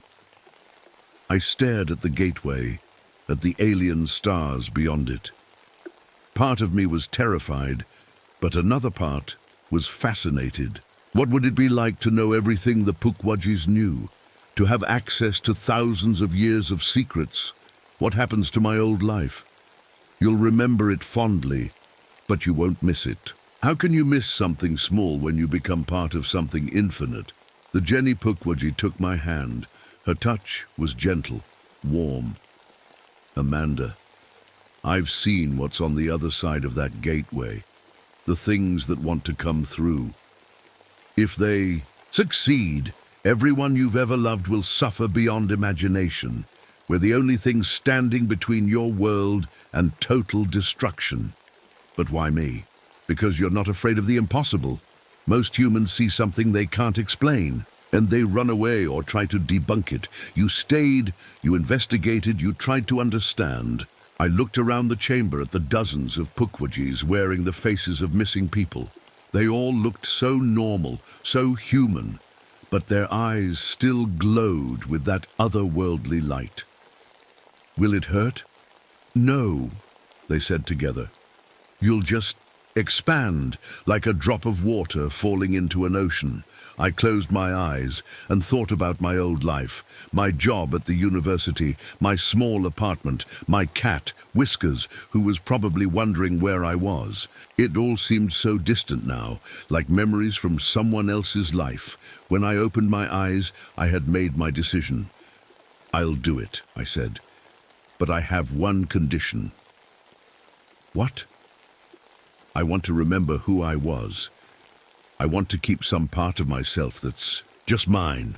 The Pukwudgies considered this for a moment. Then they smiled, agreed. They formed a circle around me. I felt their minds touching mine, like cold fingers made of thought. Slowly, gently, they began pulling me apart and putting me back together. But as they did, I realized something terrible. They had lied to me. Just like they had lied to all the others. The truth hit me like a punch to the stomach. The gateway wasn't meant to keep things out. It was meant to keep things in. As the Pukwudgies' minds merged with mine, I saw their real memories. Not the lies they'd told me, but the actual truth. They weren't guardians protecting Earth from alien invaders. They were prisoners, exiles, criminals, banished from their own world thousands of years ago for crimes I couldn't even understand. The stone circles weren't just markers. They were a cage, a prison designed to keep the Pukwudgies trapped in this small triangle of land. And the gateway was their only way home. But they needed human help to open it. No, I gasped, trying to pull away from their mental grip. You lied to me. Of course we lied, they said, their voices echoing inside my head. Truth is such an ugly thing. Lies are so much prettier. I fought against them, trying to break free, but it was like fighting the ocean. Their combined will was too strong. I felt my own thoughts being pushed aside, crowded out by theirs. Around us, the underground chamber began to change. The walls started cracking, chunks of black stone falling away. The gateway in the center grew larger, stretching from 10 feet, across to 15, then 20. Through the opening I could see movement, shadows that moved wrong, shapes that didn't make sense, and I could hear them now, the other Pukwudgies on the far side, calling to their trapped relatives. You see, the Michael Pukwudgie explained, as my consciousness slipped away. We've been waiting so long to go home, but the gateway needs a specific kind of energy to fully open. Human consciousness, freely given, that's the key. But once it's open, I managed to say, what happens? To Earth? They laughed, and their laughter was like breaking glass. What do you think happens when you leave a door open? things come through. The transformation process was almost complete. I could feel my individual self fading away, becoming just one, your voice in their collective choir, but somehow, some small part of me held on, the part that was still Dr. Amanda Pierce, scientist and human being. With the last of my willpower, I reached out to the gateway controls I could see in their shared memories, ancient mechanisms built into the stone itself, powered by thought and intention. If I was going to become one of them, maybe I could still change what happened next. The other Pukwudgies realized what I was doing, a split second too late. Instead of opening the gateway wider, I slammed it shut. The portal collapsed like a deflating balloon. The alien stars vanished. The calls from the other side cut off abruptly, leaving only silence. "What have you done?" The Pukwudgies screamed in unison, their voices shaking the chamber. "What I had to do," I said, but my voice was already changing, becoming like theirs. The transformation finished. I became part of their collective, but I had kept my promise to myself. A small core of who I was remained separate, hidden in the deepest part of my mind where they couldn't reach it. But closing the gateway had consequences I didn't expect. The stone circles above ground began to crack and crumble. The electromagnetic cage that held the Pukwudgies in the triangle started to fail. For the first time in thousands of years, they were free to leave. And they were angry, very, very angry. The underground chamber dissolved around us, and we were back in the forest. But it wasn't the same forest I'd been studying for weeks. This forest was wrong. The trees grew in impossible directions. The sky was the color of old blood. The air tasted like metal and fear. "You have ruined everything," the collective said through 100 mouths. We were so close to going home. "Good," I replied, even though speaking felt strange now that I was part of them. "Your home doesn't want you back. That's why you were banished. Then we'll make a new home here, and we'll start by making everyone pay for our suffering." The Pukwudgies began spreading out from the triangle, moving like a plague across the land. As they moved, reality bent around them. Towns vanished. People disappeared. The rules of physics stopped working in their wake. But I had an idea. A desperate, probably suicidal idea. While the other Pukwudgies were focused on their revenge, I slipped away. Being part of the collective meant I could access their memories and abilities, but it also meant I understood their weaknesses. They were strongest when they were together. But they had one vulnerability. The thing that had kept them trapped for so long was still there, buried deep under the stone circles. The original gateway, the one that had brought them to Earth in the first place. If I could find it and reverse its polarity, I made my way. Back to where the stone circles had been. The area was a wasteland now, broken stone and dead earth. But using my new Pukwudgie senses, I could detect what lay beneath. I dug with my bare hands, which were now stronger than human hands, with claws that could cut through rock. Deeper and deeper until I found it. Another chamber, older than the first, and in its center a second gateway. This one had been sealed for millennia, but I could still feel power flowing through it. This was the door the Pukwudgies had used to enter Earth. And if I could open it again, maybe I could send them back where they came from.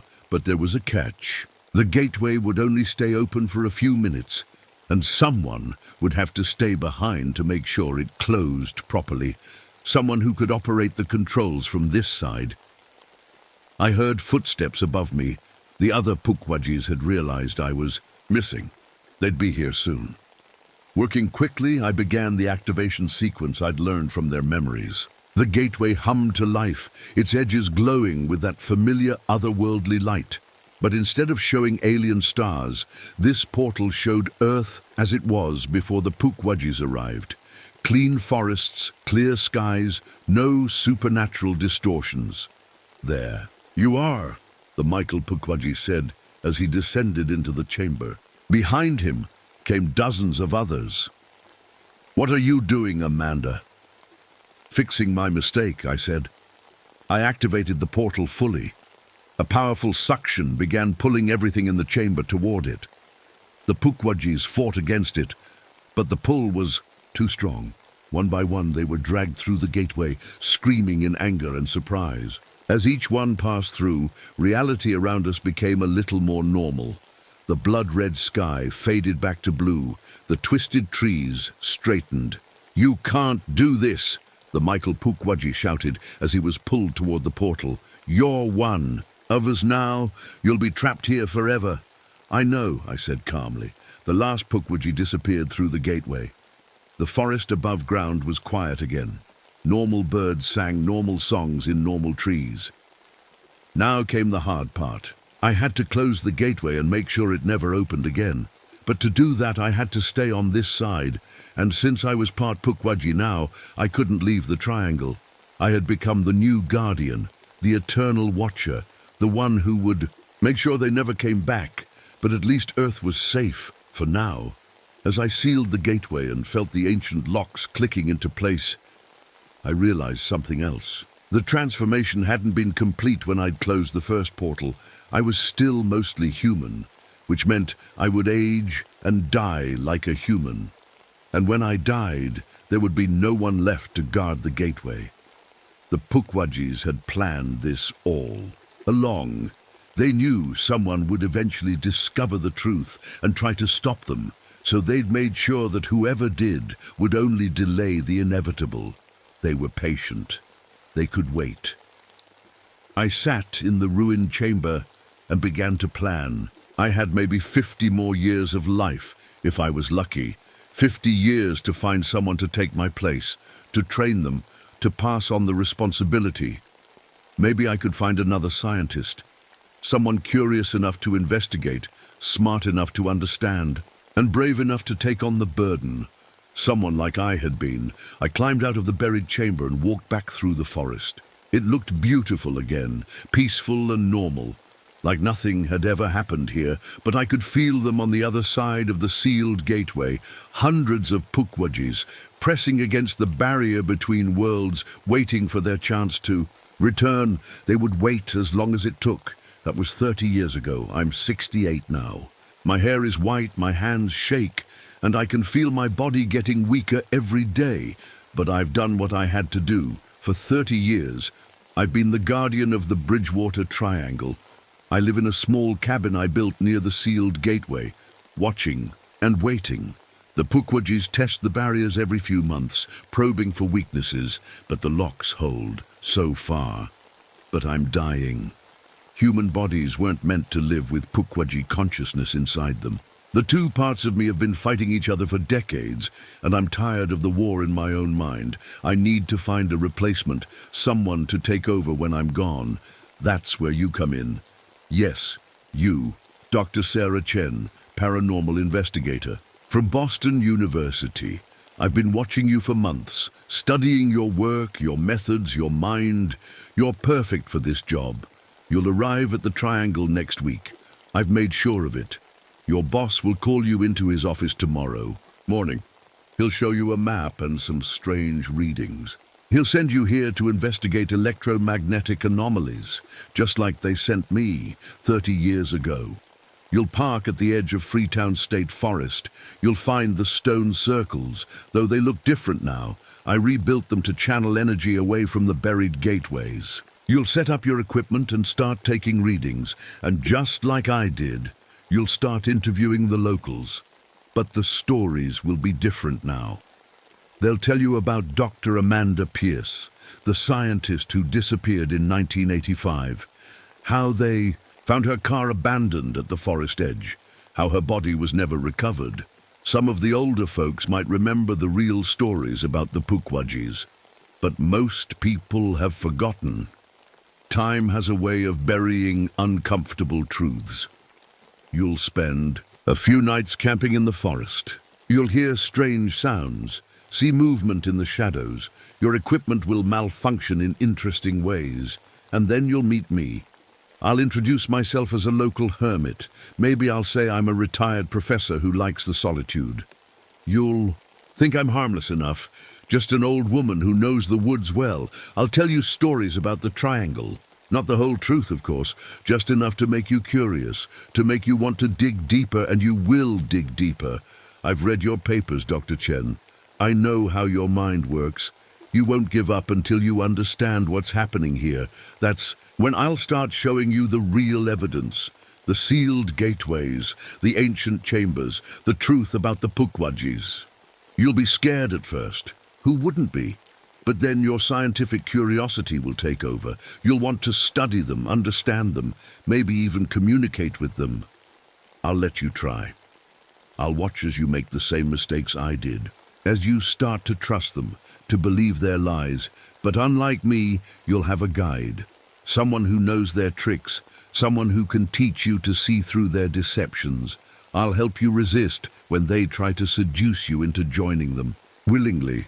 I'll show you how to fight back when they attempt to take you by force. And when you're strong enough, when you've learned enough, I'll tell you about the price. Someone has to stay. Someone has to guard the gateways. Someone has to make sure the Pukwudgies never return to Earth. I'll give you a choice, just like they gave me. But unlike them, I'll tell you the truth about what that choice means. You can leave. Walk away from the triangle and never come back. Go home to your normal life and pretend none of this ever happened. But if you do that, when I die, the barriers will weaken. The Pukwudgies will sense it.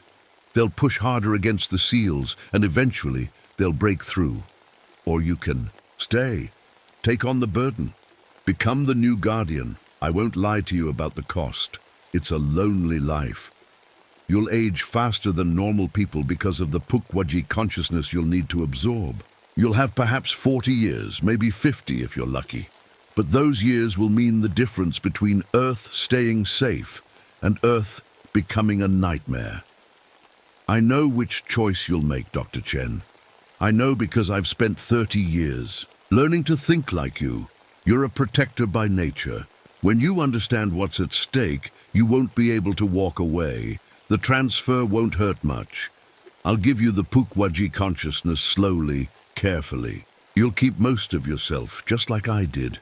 But you'll gain their abilities, their knowledge, their understanding of the gateways, and when it's done, when you've taken over as guardian, I'll finally be able to rest. I've been planning this. Carefully, my death needs to look natural. A heart attack maybe, or a stroke. Something that won't raise questions when they find my body in my cabin. By then, you'll have already taken on your new role. You'll be the hermit in the woods, the strange old woman who knows too much about local folklore. And someday, when you're old and tired like I am now, you'll find your own replacement. The cycle will continue because it has to. The Pukwudgies are patient, but they never give up. Every generation needs a guardian. Every generation needs someone willing to sacrifice their normal life for the greater good. I've been watching you for a year now, Dr. Chen. I've read every paper you've published, watched videos of your lectures, even followed you to the grocery store a few times. I know you better than you know yourself. I know you have a cat named Tesla. I know you take your coffee black. I know you're afraid of commitment, but desperately want someone to care about. I know you chose paranormal research because your sister died in an unexplained accident when you were 12. And you've been looking for answers ever since.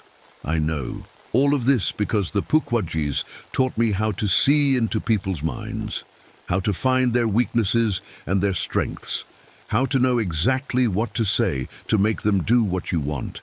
But I'm not using those abilities to manipulate you. Dr. Chen, I'm using them to understand you, to make sure you're the right person for this job, and you are. You're brave enough to face the impossible, smart enough to see through lies, strong enough to carry this burden, but most importantly, you're good enough to choose the hard path when it's the right path.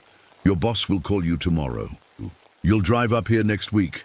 We'll meet in the forest and I'll begin your education. And when it's over, when you've taken your place as guardian of the Bridgewater Triangle, I'll close my eyes for the last time, knowing that Earth is safe. For another generation, the Pukwudgies are still there on the other side of the sealed gateways, still waiting, still planning, still hoping that someday the barriers will fail and they can return to wreak their revenge on the world that banished them. But as long as there's a guardian watching over the seals, that day will never come. My name is Dr. Amanda Pierce, and I've been watching over you all for 30 years. Soon, it will be time to pass that watch to someone else. I hope you're ready, Dr. Chen, because ready or not, your destiny is calling.